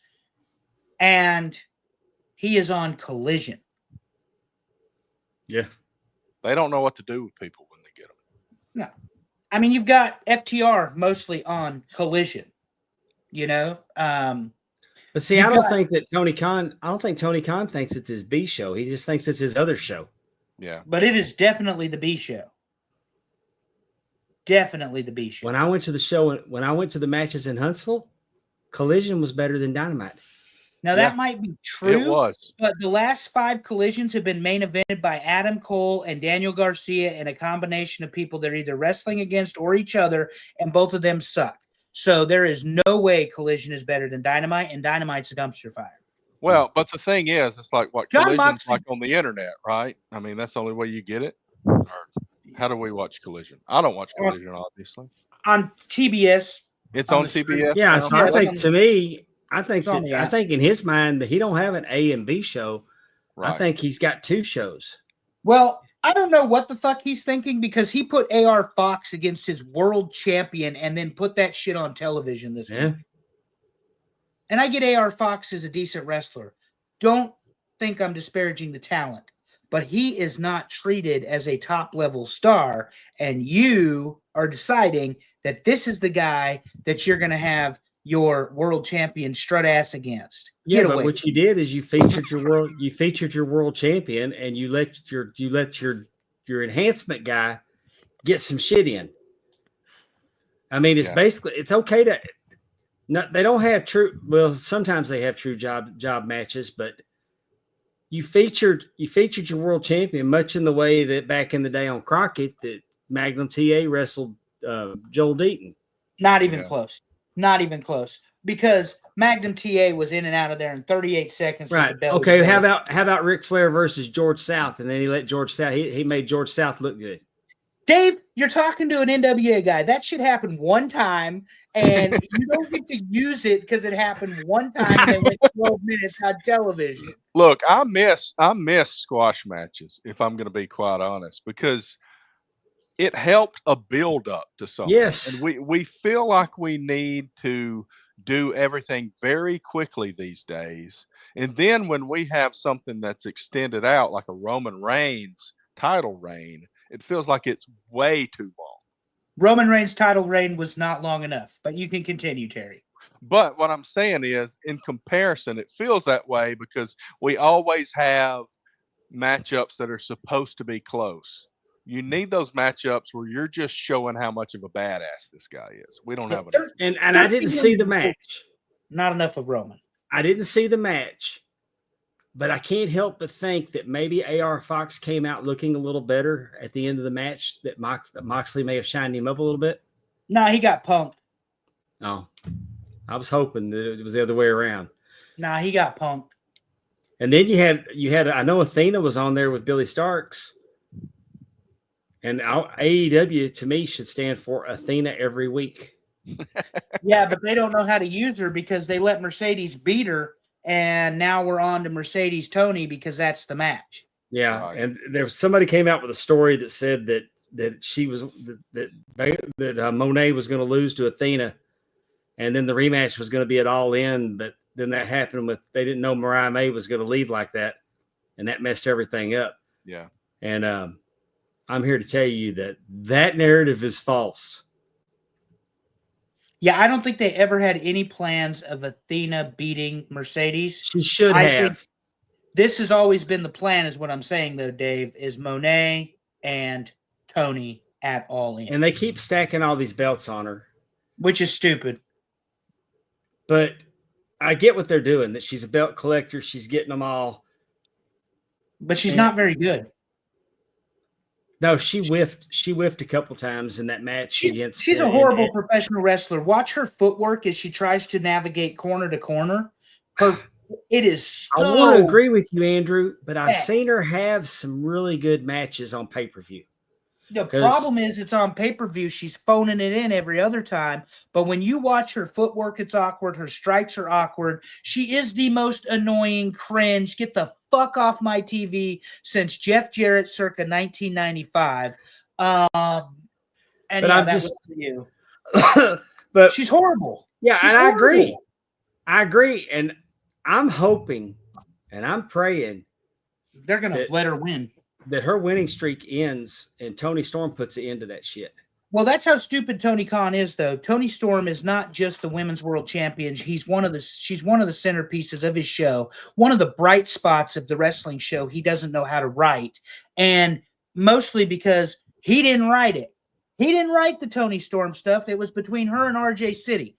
Right. That's why it works, because Tony Khan doesn't have his hands on Toni Storm.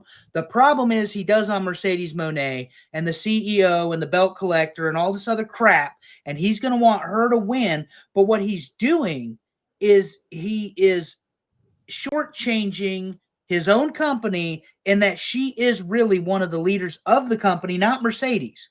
It's not Mercedes' company. It's Tony's company. And that's why Tony needs to be the one that gives Mercedes her first loss. Yeah. It needs to be at All In, that you've showcased that above all, that I don't want to call Toni Storm their homegrown talent, but her presentation is different than it was in WWE. And I get tired of hearing that WWE had her and didn't know what to do with her. Bitch, please. She beat Charlotte on television clean. You don't beat Charlotte on television clean if they don't have plans for you. Right.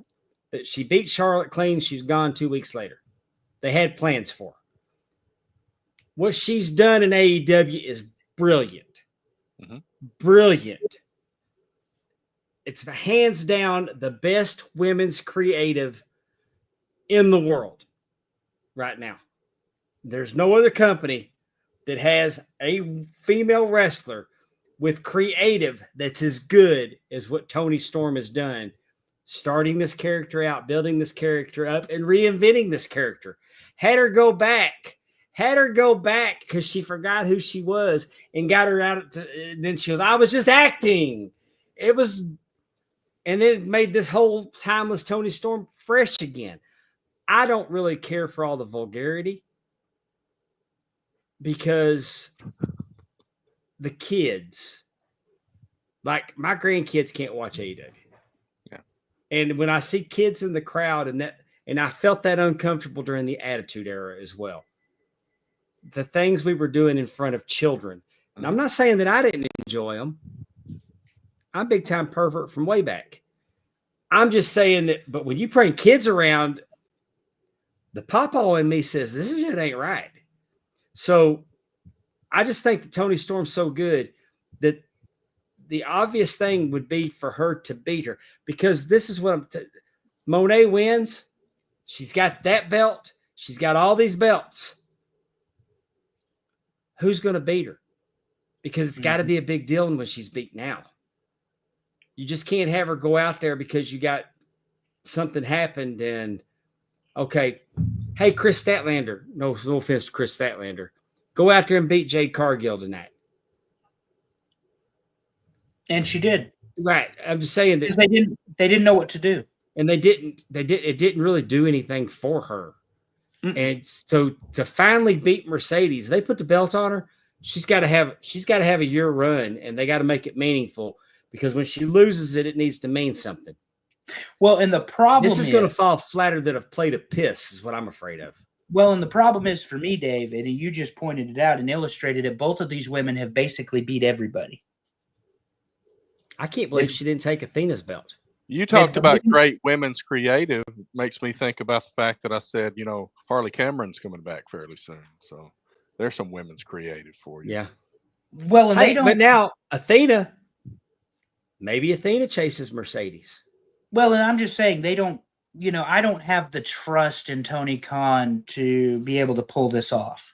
I think I think he's fantasy booking what he wants to see and thinks the sickos want to see.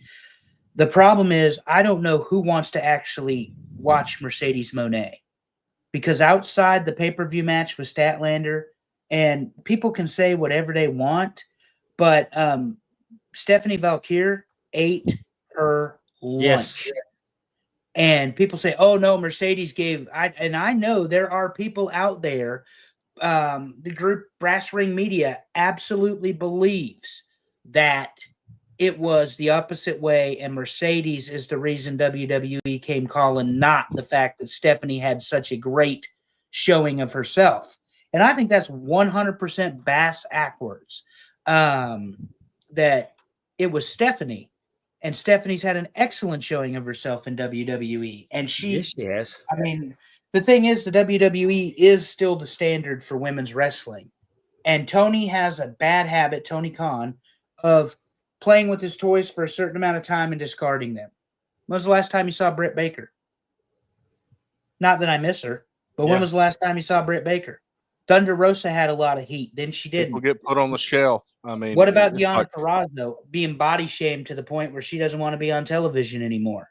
That's like you talk about champions that you're not using. Go ahead, Terry. Well, that's like you talk about Monet grabbing all the belts, and FTR did that a couple of years ago, and then Kenny Omega did it too, and then just went away. And Kenny Omega called himself the belt collector, right? Legitimately. So they have this big upward thing, and then they fall off and they go away and put on the shelf for a while. Well, I think Toni Storm's going to win, but if Toni Storm don't win, the only thing that's going to make sense after that is that you have Athena go after Mercedes, because like you got all the belts, but you don't have mine. I'm the forever Ring of Honor champion. I'm over 1,000 days. You'd have to have Athena go after her. But then I'm afraid at that point that then she adds Athena's belt to her collection. Yeah, what harm would have it been for Athena to win the Owen Cup instead of Mercedes? Because it would have set up the rematch. It would have set up. Yeah, but, no, if she won she could have won the Owen, and then she had the title shot. Champion versus champion in her hometown. I think Athena's from the area. Yeah. So obviously we've got a few weeks. So more matches. I mean, we're talking 4 matches, and that's not even a third of what you expect from AEW. Yeah. So Hangman versus John Moxley. Yeah. I'm just saying. Well, what I'm saying is, I'm not necessarily saying let's pick the winners tonight, because we're going to probably talk about this 2 more times before it happens. Yeah. Let's talk about the main event a little bit. We got John Moxley against Hangman Page. I don't see how Hangman Page doesn't win. I don't either, but this is Tony Khan's company, so somehow he's going to screw us all. He treats John Moxley like Roman Reigns. Yeah. And the thing is, John Moxley is nowhere near that level. And John Moxley is stale. He's old. He's tired. He needs to go away. I think that this has to. I think that for this story, and there's not saying he can't go get it back again. But this is the part where AEW, on the biggest stage that they're going to have, that they need to change. They're going to switch that title. Well, and that's my thing. Is the logically, there are some times in wrestling you don't need the surprise. Right. You've built Hangman. You've done this huge story arc for 2 or 3 years. He burned down Swerve's house. You know, they have the match in the cage. He's had a few title shots with other people involved, and he lost. All of a sudden, the Bucks are back, and they're pulling him here or there. They're trying to make it too messy. This is very simple. Hangman's back in the world title picture. He won the Owen Cup. He's coming for Moxley, and the right thing to do is to take that damn title off of John Moxley. Because the Death Riders is dead. The storyline is dead. It was garbage to start with, and it's just dead now. Like you say, Dave, you're a belt guy. Well, you have 80 whatever of them. When was the last time you saw the AEW World title? The replica of it on the table in Huntsville. And I speculated genuinely that they were repairing it, which is why they stuck it in the case. But now, I'll give you a behind the scenes. They use their shop replica on real leather. That's how good their shop replica is. But you're not advertising it. People haven't seen the only it. place that you can buy that replica is the version 3 that they have now. The only place you can buy that replica is at the souvenir stand. Mm-hmm. $850 worth every penny. I looked at it and I couldn't justify it. But the couldn't justify it as translation for Teppy said no. Yeah. I didn't have to ask. I already knew. I mean, but you got to sell a lot of chips to come up with that belt there, well, Dave.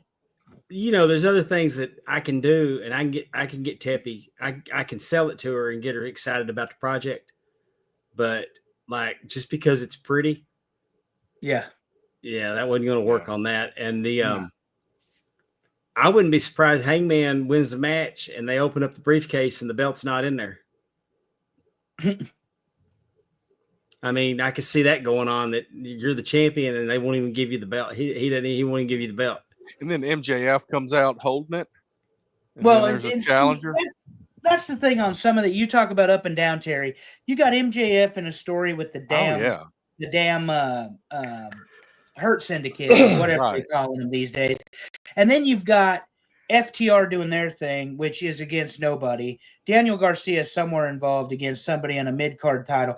But the other one that gets me is Swerve and Ospreay are going to wrestle the Bucks presumptively in Texas after that nonsense, where Will Ospreay eats the super kick from the Bucks with the tacks in the shoes and all that crap. Why? No reason. Meaningless match. Because the Young Bucks have to insert themselves into everything high level that happens in AEW, but they're unworthy of it. Mm-hmm. They don't deserve to be in that spot. It's okay to have people become bigger stars than you are in the company you helped create. Because if you actually were mature about it and had a 360-degree view of your company, you want to move into the administrative side of running things. You don't want to have to be in front of the red light every day, particularly when you can't deliver any longer. And that's an AEW problem too. They put way too many people up front and center that can't pull it off anymore. Well, I got a question for you, Andrew. Now, I might have an answer. You talked about a 2-year build-up to Hangman Adam Page. Yeah. We got a darn near 2-year build-up to this. Top 10 chip featuring Pondwater Dave from Talking Rasslin with Pondwater and Amy. We welcomed him tonight, and we're going to talk tater chips and Cheetos and corn chips, but not pretzels. You want to hear something funny about your AI image of me? That's really good, by the way. What's that? And the only reason I'm thinking about this is I've recently gone to the dermatologist to have some spots removed from my face, and they biopsied one of them. Been looking at them for about 3 years. But what I'm telling you is we all know that the reconstructed side of my face, I've had a little work. Mm-hmm. So the dermatologist, the chick actually had the nerve to say to me, "You need to get some Botox. So your other side, because you got one side that wrinkles and one side that don't." And I'm noticing on yours that I got the wrinkles on both sides. Gave us symmetric post-op. But I just told her, I said, my vanity has not yet reached that level, but I'm in there brushing I'm in there. I put a little cream on this little dry spot I've got. And I'm in there looking in the mirror now, and I'm seeing the wrinkles over this eye and nothing over this eye. And I'm thinking, oh, she's in my head now. She's gotten in my head. She's trying to sell me that Botox, and she's done got in my head. Well, a little bit on the detail of this AI picture, like you were talking about. So it was a very good facial image of you compared to some of the others. So that went well. Here's some details I threw in there. We've got a referee shirt. It's a medium, I'm sure, because that's what I had a hard time getting out of that day when you lent me one in Huntsville. And you're holding a bag of Cheetos, flaming hot Cheetos. But I keep covering up with words. And so that's there in case nobody saw. We've got a framed picture of yellow wrestling trunks with no other information on there, because that's what I told ChatGPT to do, and several belts. And I didn't mention hockey, but we think, just by looking at it, that there is a wrestling belt with a hockey puck behind it. Shameful. We think that ChatGPT knows something about Pondwater Dave that I didn't let them know about, and they put it in this picture. Oh, it's scary. Yeah. Yep. It's scary because they come a long way. Because I don't know if you ever do that. You'll say, you ask them about yourself and see what they know. Yeah. And at one point they had me and Dave Hancock kind of mixed together. Okay. So I told them then what they had wrong. But the last time I checked it, it was really, really like, I mean, like this is eerie. Like, I need to quit talking to you. You're knowing too many things about me. Oh, I know. I asked it for a description of our show, and I'll probably read that off at some point on an episode. But there were some details that I know I've not talked about. Oh, you need to copy it in on. Go to you have Apple product, don't you? Yeah. Yeah, go to iMovie and put it in one of the titles, and you can do the Star Wars crawl. So, okay, so this week we did have a Blame Terry, and y'all can add on to this, but we got a little bit of a complaint that we didn't have Fritos Flavor Twist Honey Barbecue on here. Poverty chips, nobody cares. I write so many credits on those. My grandkids love them. I bring them home all the time. So y'all don't act like y'all are eating those. Yeah, poverty chips, nobody cares. Y'all are eating the chili cheese. Y'all are eating the chili cheese. No, we're not. We're eating the scoops. The scoops are the ones we're eating. Well, here we go. I'm going to tell everybody. This ought to give away who complained about this, because now I'm calling Andrew out here. In the 2 years, poverty chips, Amy, in the 2 years that you've all listened to me on this crazy ass show, I have been anything but boring. When it comes to potato chips, I am probably the most boring person on this episode. His favorite potato chips are when he gets a potato and he just slices of chip Correct. off. We don't even need salt or pepper. We just eating them raw. So nobody cares about the honey barbecue twists. Fritos better have made the list though, or I will be. Hey, I'm gonna tell you though, why you got the flavor twists up, everybody. This is the summer of twists with Frito Lay, and we have a Frito Lay twisted queso. It's a very good chip. I don't like the queso ruffles, but the queso Fritos hit real hard. But then they have one, and this is gonna be hard to find, so you're gonna get pissed off when I tell you about it. You can't find it. I'd suggest maybe trying a Walmart or a big supermarket.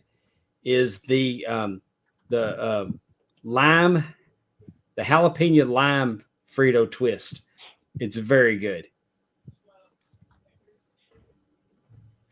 So mine didn't make the list, so we're going to mention it before, because Terry doesn't even know about these chips. Dave will know about these chips. I can go in the other room and bring a bag in here and show them to everybody if you want me to. I've got some over here at the house. The lime? No. I thought you were talking about sour cream. Oh, no, not them. No. They didn't make the list either, and that's a blame Terry. Plain sour cream and onion didn't make the list, and he doesn't even have a graphic for it. Shameful. Secondly, though, it's the combo platter, the Munchies chips that have the Sun Chip, the Dorito, the Cheeto, and a pretzel. And it's the cheese-flavored ones. Don't give me none of that bullshit hot one. I want the cheese-flavored ones.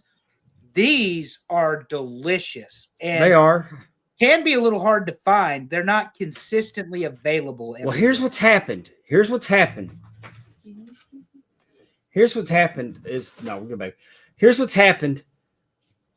that your gas stations have gone away from us bringing them in as salesmen in the package, which I will refer to as the UPC 8404 and 8405.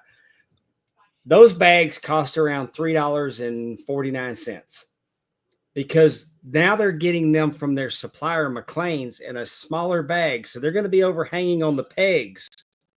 You can still find them. They're just not coming directly from me. But you can find them. They're part of the planogram at Dollar General and Family Dollar. You should be able to find them at every Dollar General and Family Dollar. But you're right. They're very good. I picked up a bag. I picked up about 3 bags of the cheddar this last week, and I ate all 3 of them. Yeah, they're so good. But they were a mixed thing, and they're not technically a traditional chip. There's more than one. And They had pretzels, so I did not tell Terry he did anything wrong. And they market them in the planogram next to the pretzels and popcorn. They do, and it is my favorite. You can find them at Walmart, but a lot of times they don't have the cheese ones. They only have the flaming hot ones. And here's another thing that's going to ruin Dave's night other than I've nailed the Charlotte Flair. I've got Rick involved, and I hit the Von Erichs. I'm playing the hits tonight. You've been pretty good. You've been pretty good to Rick, though. You didn't go off on him like you normally do. Well, the man has cancer, and I'm a human being. Unlike what he did to JR, I'm not going to do to him. So, because I don't wish that on anybody, nor do I think he's the center of attention. But let's get back to these, the chip thing here. I don't like flaming hot, the seasoning. So you're more like just a salted potato kind of. I told him I'm gonna ruin his evening. I do not like flaming hot. I don't like flaming hot Cheetos, Pringles, that snack. I'm not big on flaming hot, but I do like flavors, certain flavors. It works like you take like a spicy Dorito. That's a different kind of hot sauce. You got the golden sriracha Dorito. It's a different kind of hot sauce. The flaming hot is a different hot sauce. And it don't work with everything. Don't like it at all. It works for me. It works with the Cheeto. But my favorite, if I'm going to the store and I'm going to buy a bag, I'm actually going to go to the checkout stand and pay for a bag of potato chips. It's going to be the flaming hot Funyun for me because the flaming hot works with that Funyun better than anything, in my humble opinion. And I'm going to respectfully disagree and say you should retire flaming hot as a flavor you put on any sort of chip. So here was the approach, just to explain it. I feel like I do this every week, but flaming hot was well represented. Twists were there, different flavors were there, But if I put every combination of every form of every chip, we would have had 500 choices to begin with. And Let me tell you you, don't have that kind of time. just on Cheetos, we have the Flaming Hot Cheeto. We have the Flaming Hot Lime Right. Cheeto. We've got the Flaming Hot Dill Pickle Cheeto. Right. We've got the Flaming Hot I can't remember what they called it now, but it's got mango in it. Fusion. That's just 4 different varieties of Cheeto. It's become like the Oreos, and I'm not making fun of your Cheetos, Dave, where we're getting real experimental on what we're going to fill the Oreo cookie Yeah, with. we got a cookies and cream flavored Oreo. What the hell? I mean, did y'all try the Post cookies Malone? and cream flavor original flavor of Oreo to begin with? But anyway, that's another show. Did you try the Post Malone Oreo? No. It's the best Oreo I've ever ate in my life. Salted caramel filling with a chocolate cookie and a vanilla cookie. Dang, you're gonna make me go get that. If you can find them, Yeah. let me tell you how good they are. The only place I could find them was Circle K. I paid $7 a bag for them. Then I went and they finally came in at Family Dollar and they knew that I wanted some. And the lady put 3 bags back for me, and I paid $2.53 for a big bag of Oreos. So I was paying $7 over at Circle K. That's how good they are. Because if you put one on top of my head, my tongue would beat my brains out. Nice. Let's talk about what just missed the list. All right, let's do it. We got barbecue Lays. And 2 of my favorites are both on the honorable mentions here. I love TGI Fridays potato Those skins. hit. Not as good, I will say, when Keebler made the Tato skins back in the day, I loved those. But they don't do that anymore. So the TGI Fridays is a good replacement. They hit real hard. I agree with you on that. And my number 2 go ahead. chili cheese Fritos. Yeah. My number 1 is on this list, and that is an original Ruffles potato chip. They're hard to find. They don't sell them in a $2.69 bag. They sell them in a $1.79 bag, and then they sell them in the big bags. The family bag, yeah, because you can't eat just one. Read the headline, Dave. That's what it says. Can't have just one. The other thing is the barbecue is number 3 for me. So number 1 I'm not a barbecue fan. I love just the regular Lay's barbecue. Yeah. Not the sweet heat, not the southern. Not the southern just barbecue. Plain regular barbecue. And I'm not a barbecue guy. For whatever reason, I've never really liked barbecue chips, but I key in on chili cheese flavor for some reason. And on the topic of Ruffles, I think it's just the texture that makes it number 1 because I think just a plain Lay's potato chip, which may be on this list, I ranked up in my top 5 as well. Right. Because I told you I'm boring when it comes to potato chips. If I eat a sandwich, country gravy, and I'm not talking about country biscuits and gravy on my potato chips. Oh, it's coming, and I cannot wait. I cannot wait till they get out. I've seen them already. I've seen them online. As soon as I get them, I mean, I'll go if they make them a Walmart exclusive. I'm gonna go and I'm gonna buy them because we will sit in there and we'll make a pot of pepper gravy, and we'll sit there and we will dip those gravy potato chips. It will dip them into real pepper gravy and just eat a whole bag. We did that the last time they were out. Me and my wife, we were killing them. That was, they're so good. But if I'm eating a sandwich, I just want the regular and the yellow bag Lay's to go with my sandwich. And I'm not above taking some potato chips and putting them on my sandwich. That my man. That's what I'm talking about. Put them on there. And the sour cream and onion. Oh, sour cream and onion is the second best selling Lay's flavor. It's Lay's original. It's sour cream and onion, and then it's salt and vinegar. But not on TNA top 10 because it never made the list. Terry, what did make the list at number 10? Number 10, garden salsa flavored sun chips. Harvest cheddar's better. Get out of here, people. Well, so this Cyrus really loves sun chips. So we've had a lot of bags of these garden salsa. This is his preferred flavor of sun chip. So what's the blue bag? Do you remember the flavor of the blue bag? There's an original sun chip. The original is the blue bag. It's just the original, yeah. Yeah, nobody buys it. That's just me. Yeah. This was number 8 on my list. This I is my like it favorite okay. flavor of Sun Chip. I'm not a big Sun Chip fan, but if I'm gonna eat it, I think I probably also agree with the Harvest Cheddar. I'm a big cheese chip fan. Yep. Well, that's Number a good one. 9, Oh my Plastic God. Lays. What's wrong with you people? They're so good. That's where I had it. I had it at number 9. Well, They're when so good, when though. we get to the top 5, you'll understand because You can't eat just one. You got to have them all. But this is a you just grab them for a party and put them out because you have to. Yeah. This is a very specific.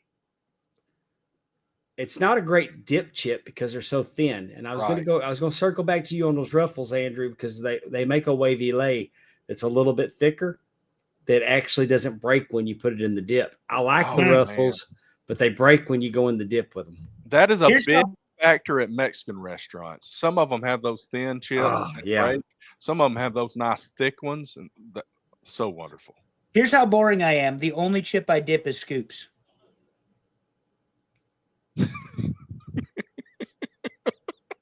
But they're built to dip, right? They are. I mean, you got Scoop Tostito, you got Scoop Tostito, you got Scoop the Scoop Frito, and if you can find the Scoop Tostito corn chip, it's actually better than the Scoop Frito. I bet. Yeah, so I only do the Scoop Frito. See, Andrew's policy here is use the right tool. Right. Correct. I am totally boring when it comes to chips. I try to tell you all, which maybe is why we didn't do the show. That's actually not true. Well, until let now, me just tell you that Herman Lay's built this company on 5 flavors. I say that to tell you that they used to, when you go to a party, you had cheese dip, you had French onion, and you had Cool Ranch.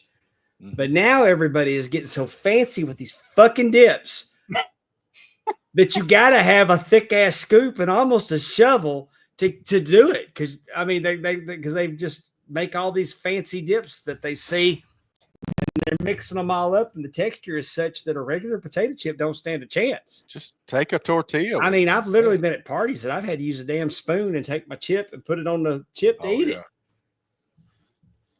Very true. We're trying we're doing too much. We're trying too hard. Ruffles, sour cream and onion. And I like it. I mean, like you said, Andrew, it's like the Ruffles, the texture has a little bit of advantage over the regular Lay's. Yeah. And I think that's why this shows up higher than a regular Lay's sour cream and onion. But because I'm a weirdo, I prefer the plain Lay's sour cream and onion to the Ruffle. Okay, so let me interject. Sales wise, the cheddar sour cream sells better. Yeah, but all of a sudden though, in my supermarkets, the take home bag sour cream and onion sells better than the in the smaller bags. I sell more of the CSC.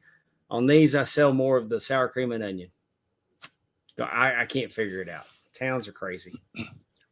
Well, let me let you guys know something. So Alison is out this week, and we did not get a producer's piss segment, but this week we're getting a Terry's piss segment, and you're going to find out about it right now because I deal with Chat GPT putting all these pictures together each week.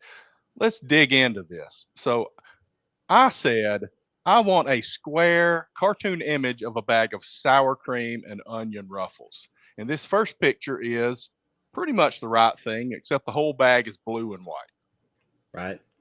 And I said, almost Chat GPT, you're real close. The bottom should be green.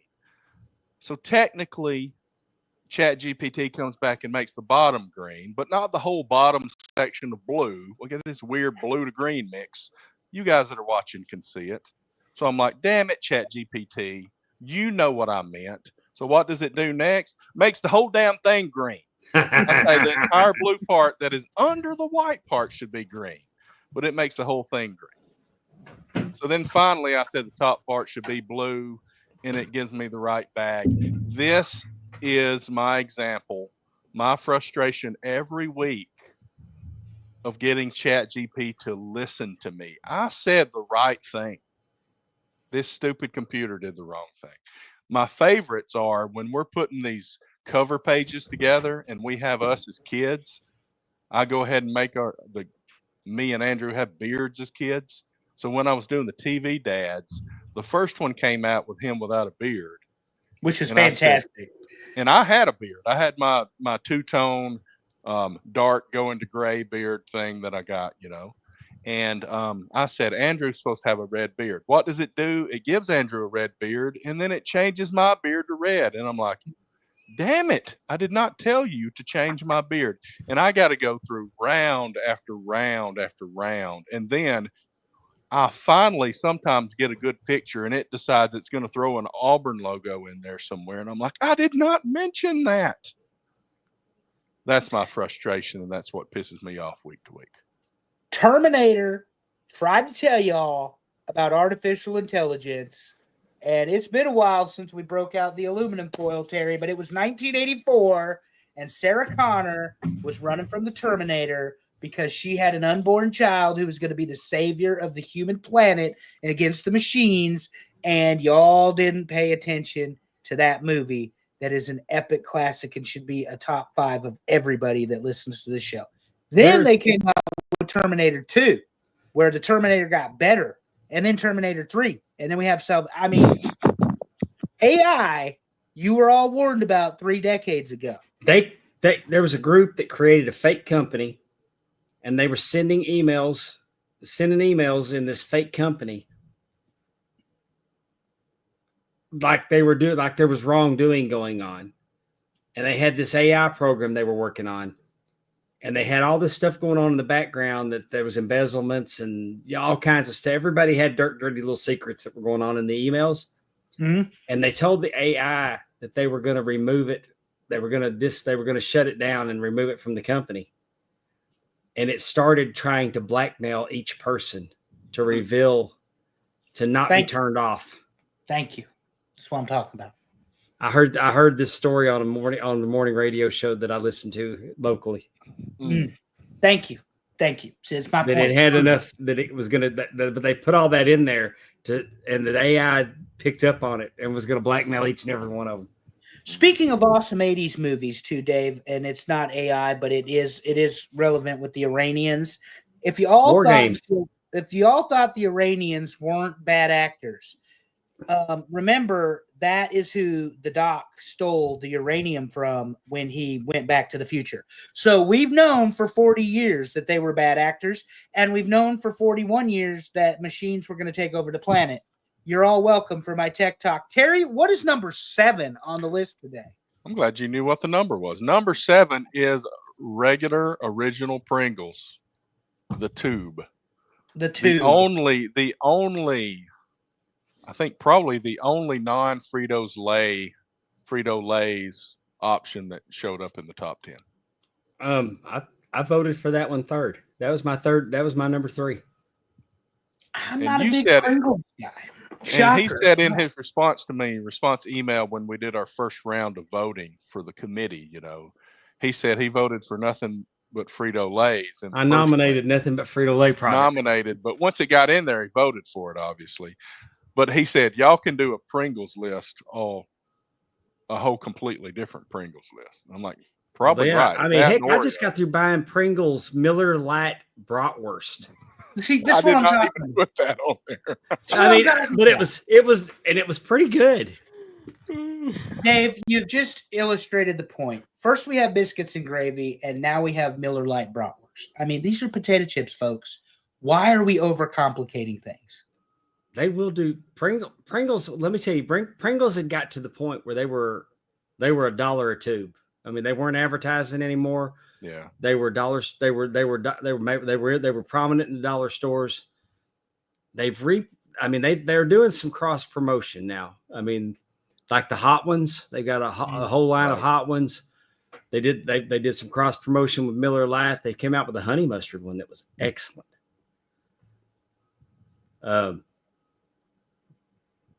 Alex says the Miller Lite chicken was terrible. It was. It sucked ass. Oh, I mean, we've got we've got a flavor. This is the only fried chicken flavor that's been decent. Is the Korean style fried chicken. But we've had some Lay's fried chicken in the past, and it didn't taste like chicken. If I wanted fried chicken, boys, I get the flour and the frying pan and oil, and I make fried chicken. Welcome to the South. What's number 6, Terry? Number 6, Ruffles cheddar and sour cream. Yeah. This is Dave, I would imagine you sell a lot of these. Yeah, it's my number one flavor. It's my number one selling flavor of Ruffles. Yeah. It's good. This is my put it on a sandwich chip right here. I like the little bit of cheese. I don't like them, so I didn't vote for them. I like them okay, but I'd rather have the plain ones. Just plain Ruffles. I'm weird. I know.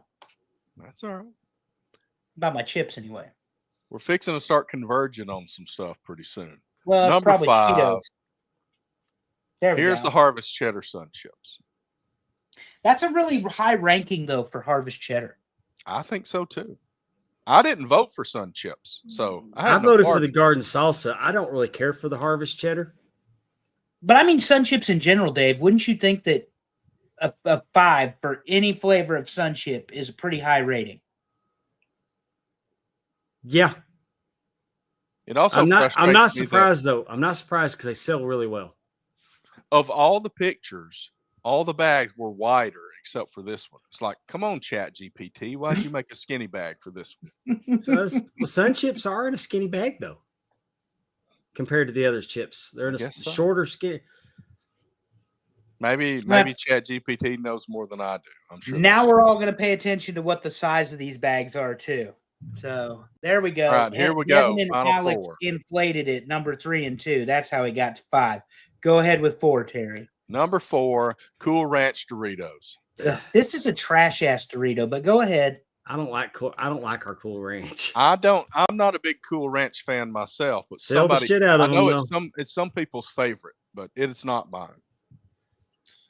Devin said that's his number 1. I mean, it's probably on the list, so I'm not even going to mention it. But there is a counterpart that the Cool Ranch have, and that's more my speed. Well, we may get to that in a minute. Number 3, Crunchy Cheetos. Now, what befuddles me, and I'll be honest, is how these aren't number 1. Because these are the number 1 of Cheetos as far as I'm concerned. I don't want the puffs. For whatever reason, the material gets stuck in my teeth and the molars, and I hate that. I want to crunchy. Me crazy. Well, I got bad news for you there, Andrew, because number 2 is Cheetos Puffs. See, y'all got it wrong. Crunchy Cheetos is better than Puff Cheetos. Puff Cheetos outsell the crunchy all day long. I prefer the puffs because I like to have that power of crunching something. No, with man, my teeth. I'm in control. Dude, I keep chopsticks in my truck to eat Cheetos just so I don't get the Cheetle on my fingers. Yes. And it actually is called Cheetle. That's what Cheetos dust is Cheetle. It is actually called Cheetle. And Amy agrees with y'all. Crunchy is better, but I disagree. Yeah, Crunchy is so much better. And the grandkids, Devin, the grandkids love the Cheeto Puffs also. That's my preferred. Yeah. Number 1 on the top. You should know what it is. What has not been shown yet, and it has been mentioned. Number 1 is nacho cheese Doritos. See, that's my favorite Dorito, but I'm surprised, befuddled, amazed, confused, in wonder of and why, Devin, because I am a thesaurus, as to why Fritos did not make this list. No corn chips, like no plain corn chips. The chili cheese was the highest ranked of the whole thing, and it did not make Tostitos didn't make the list either. I had Tostitos Scoops as number 6. Well, Tostitos Scoops was just outside of the honorable mentions. It was in the honorable mentions, and then somebody voted them out. Let me give you my top 10 because it'll be a little bit telling about me. All right. Dave's top 10, ladies and gentlemen. I'm going to start number 10. From the home office somewhere in Mississippi. The Kettles Salt and Pepper was good. Kettles. I like the salt and black pepper. I like that one. Okay. Number 9 was your classic Lay's. Number 8 was the Garden Salsa Sun Chip. Mm-hmm. Number 7 was the Utz crab chip. Really like the Utz crab chip. Number 6, the Tostito Scoops. Number 5, the Kettle sea salt and vinegar. Number 4, Lay's barbecue. Number 3, because that's my normal go-to on Lay's. Number 3 is the Pringles Original. Number 2 was the Flamin' Hot Cheeto. And number 1, of course, I said was the Funyuns Flaming Hot. But, so the chip representative and expert, you didn't have a couple of chips, but a couple chips on the list. Yeah. Is what I'm saying. You know, that's the diversity of the chips. The chips serve a purpose. The chips go with, like if we're having a sandwich, I'm going potato chips. Yeah. It's just, it goes with something. But there's a brand of chips called wrap chips that have wrappers on different flavors with wrappers. And they had a lemon pepper wrap chip, and that's why I took an extra shirt so I could get some of them because I didn't want to. So I looked at 4 companies. I looked at Frito-Lay, I looked at Pringles, I looked at Kettle Brand, and I looked at Utz. That's what was in our original list. And you know, Frito-Lay dominated, and then Pringles snuck in there at one point, but there wasn't much vote for Kettle Brand or for Utz. I like the jalapeno kettle chips. I'm not big on the really crispy chips, and those Kettle Brand tend to be that way. Yeah, we have kettles, and our jalapeno kettles sell pretty well. Yeah, I like the jalapeno. But let me tell you about these wrap chips. We've got Cardi B cheddar barbecue. We got Little Baby honey jalapeno. We've got glasses on. Nikki, I can't read her name. There's Snoop Dogg's old barbecue cheddar. Nicki Minaj. Little Baby cheddar. Yeah. I thought it may be Nicki Minaj. Sour cream ranch truffle. Oh, this is good. If y'all are watching, the view of Dave using those glasses to read this stuff was spectacular. I should just click on the picture. Little because he's an elderly. Little Boozy's Louisiana Heat. We've got Little Baby's all-in flavor, salt and vinegar, barbecue, onion, garlic, and more. And here's one. Notorious B.I.G. cookout barbecue sauce. I'll have to look that up. Romeo Miller barbecuing with honey. Oh, here's the one that I was like, Rick Ross sweet chili lemon pepper. Sweet chili lemon pepper. That's and then we had Migos sour cream and ranch. When I saw that one, I took a picture of it and I said, "Oh, look, Ric Flair chip goes woo on a bitch." Oh no! When I saw Migos on there.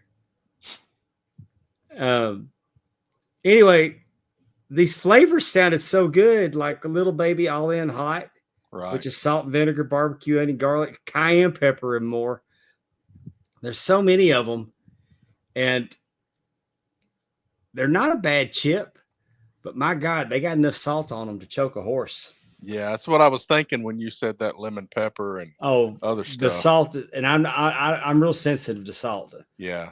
I mean, Tep has to take it easy on salt when she cooks because sometimes it'll just overpower me. Yeah, me too. As I've gotten older, I become more salt sensitive. And right. And I see these things where you're cooking meat when they go, you can't put too much sauce, and I'm like, shit, you can't put too much salt, and I'm like, bullshit. Dude, I put kosher salt over and over again to myself. I sprinkle kosher salt on my steaks now before I cook them, but I mean, I don't go with regular table salt anymore. But the flavors on them are really good, but they're greasy and they're salty. God Almighty, they're salty, but they're fun. Let me write it down, and then we'll get to something else. Top 10 chips with Pondwater Dave. Number 10, Garden Salsa Sun Chips. Number 9, Classic Lay's. Number 8, Sour Cream and Onion Ruffles. Number 7, Original Pringles. Number 6, Cheddar and Sour Cream Ruffles. Number 5, Harvest Cheddar Sun Chips. Number 4, Cool Ranch Doritos. Number 3, Crunchy Cheetos. Number 2, Cheetos Puffs. And number 1, Nacho Cheese Doritos, which I used to eat a lot, and now they give me heartburn. So old man Terry cannot eat Doritos anymore. I use them for nacho chips. If I want to make nachos, I'll put a little bean dip on there. Yeah, no, I'll that spread makes a it little real cheese good. on them. I'll put them in the oven. But when I was a Little extra kid, flair. there was Doritos that were just Doritos. It was a Dorito corn chip, and we used them for nachos. Original, yeah. Because that's all there was. You had the Doritos and you had the taco. You can still find the taco. It's in a retro bag. Looks like just like it did in the 70s when I was eating them. But when nacho cheese came around, it killed all that. Nacho cheese became the dominant Dorito. And we got way too many fucking Doritos now. We got the nacho, we got the Cool Ranch, we got the sweet chili, we got the spicy, we got the golden sriracha, we got the late night loaded taco, we got the late night loaded hamburger, we got the old classic taco, we've got Dynamitas, we've got barbecue, we've got flaming hot regular, flaming hot Cool Ranch. Goodness. We've got hot mustard. We've got ketchup. We've got dill pickle. We've got Buffalo Ranch, which is really good. You got like Dijon mustard or something like that? We got a twisted queso now. I mean, I'm running out of fingers to tell you about all these flavors of Doritos. And right now, that's what I'm saying. 500 choices it would have been if I'd have got everything. Man, you couldn't have. I don't know, man. It's crazy. Because like I said, I got all those flavors, but I've only got limited spots to put them. Well, thanks for coming on, Dave. But let's talk about your show a little bit. Okay. Couple of things. You said that you're going to be by yourself this week without a guest. Right. So what should people expect? Is it going to be on Tuesday night? It's going to be on Tuesday night at 6:00. And I'm either going to have a guest host or I may get a guest. And I may just push the button and talk for an hour because but we're going to, I mean, it's going to be wrestling. And if I've got a plan, I mean, I'm going to do a show Tuesday. Do you have a plan or do you have the semblance of a plan or a backup? Well, plan? I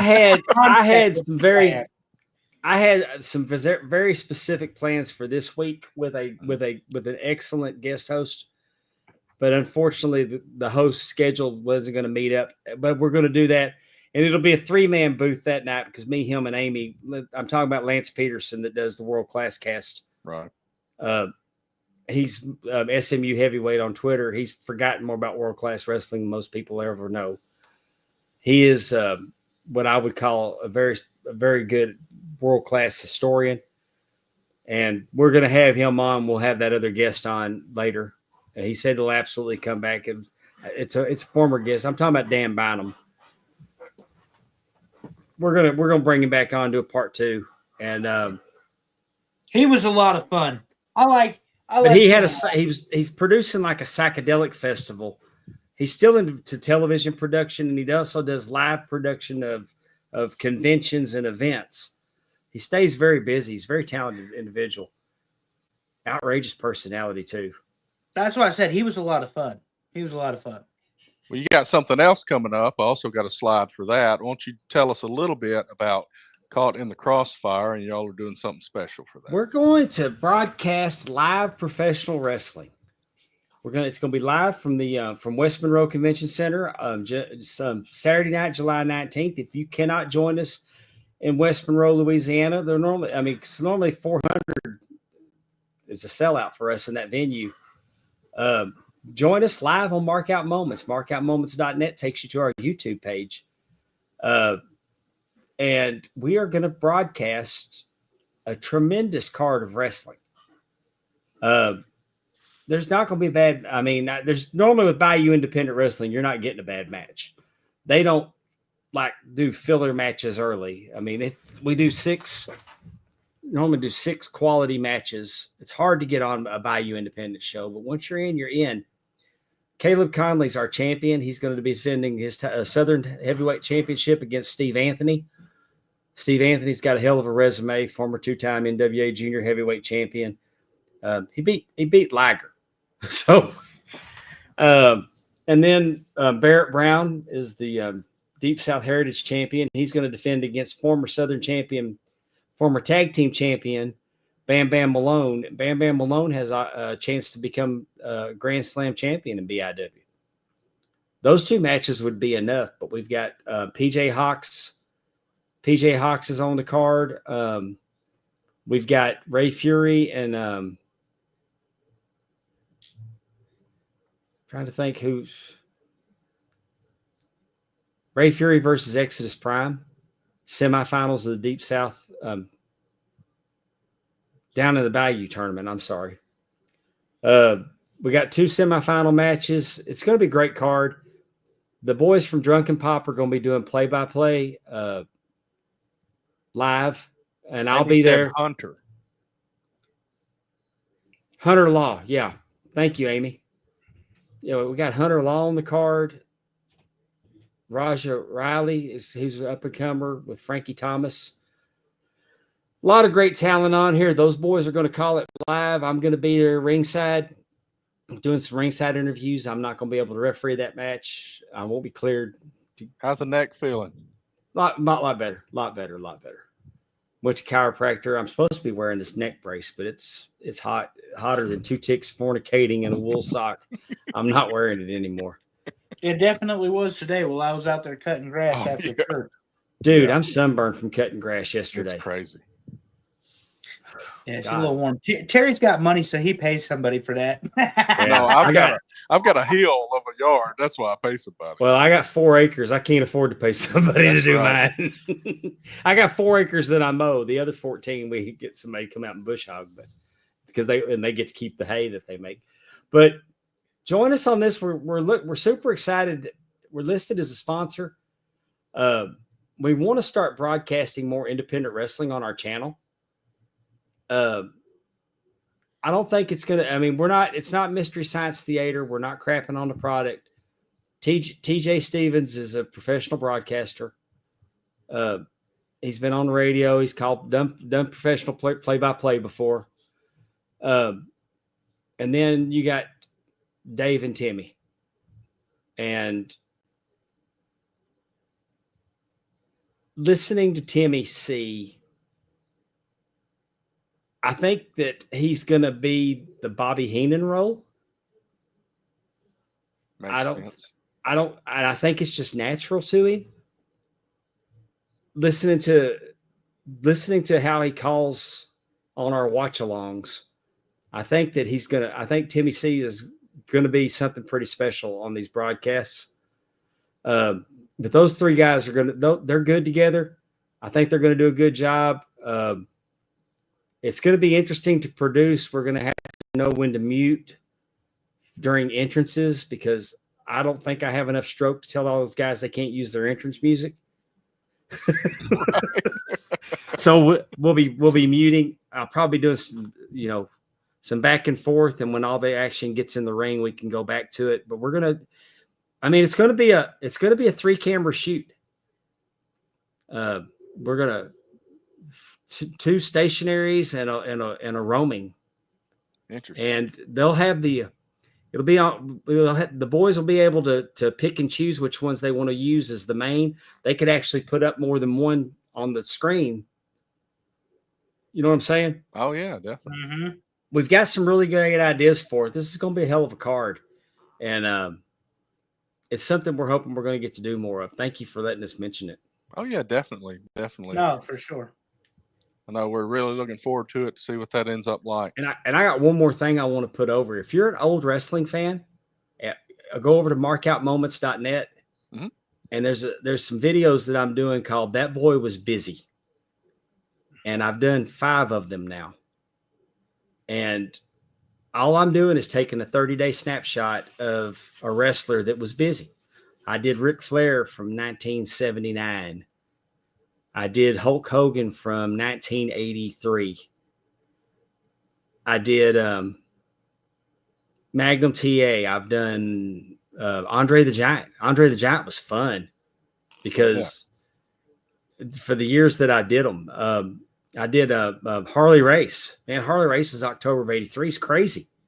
Absolutely crazy.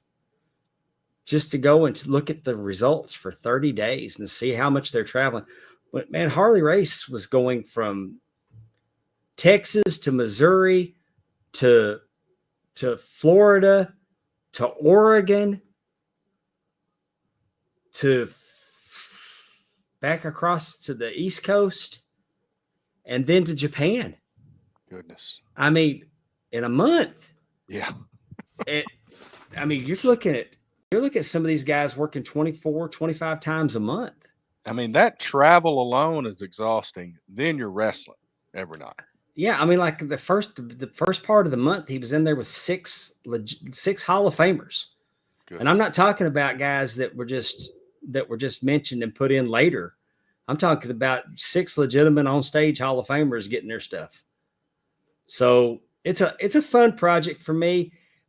8 minutes is a long episode on there. I mean, so you got 6 to 8 minutes to watch them. I think they're fascinating. Awesome. Sounds like a good show. I'll have to check that out. I'm enjoying doing it. It's just not a lot to it. It's just reading results. But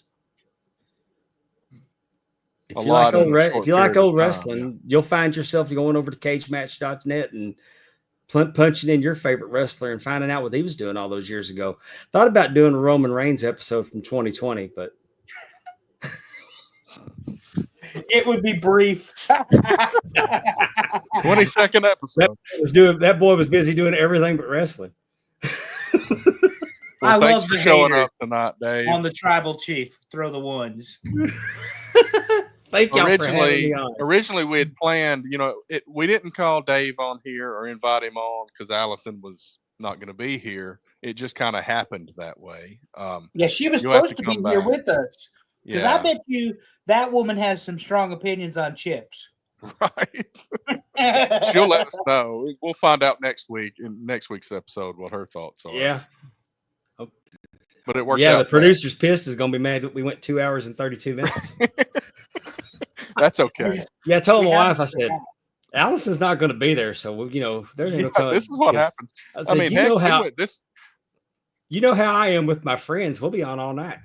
Well, we did this about football 2.5 hours sometimes. Yeah, that's how we used to do. StreamYard's not doing y'all's clips this week. Thank you, Amy. Over 2 hours, they won't do. StreamYard will do your AI clips and give you some shorts or reels, but you got to be under 2 hours. And we were going. Right. The other night we were trying to get done, and I'm watching the clock, and it got to. We went 2 minutes, 2 hours and 10 seconds, and I was so mad because the last thing I went was like shit. Because while we got the last word out with like at 1:59:59, you hit end and it takes a second, and it went on 10 more seconds trying to close. Just spins. Yeah. That's all right. I don't ever know if people are hearing what I'm saying, so I kind of shut up for a minute after I hit stop in case people are still hearing me. But anyway, thank you for coming on. Great 2.5 hour episode. It's been a while since we've done one this long. Man, I love you guys. Y'all are my favorites. It was a lot of great topics, a lot of good wrestling content. The chips list was great. Food lists always do really well for us. Well, if I can't watch y'all live, I definitely listen to you on Apple. We appreciate it. And we certainly appreciate y'all can't miss for me. I love this show. I love the format of this show. Y'all are so funny. Well, listen, y'all are going to have to help me here because I'm going to try to name off everybody that was in the chat. Thank you to Amy, Alex, Heather, Devin. Who else did we have? We had somebody with a LeBron James joke.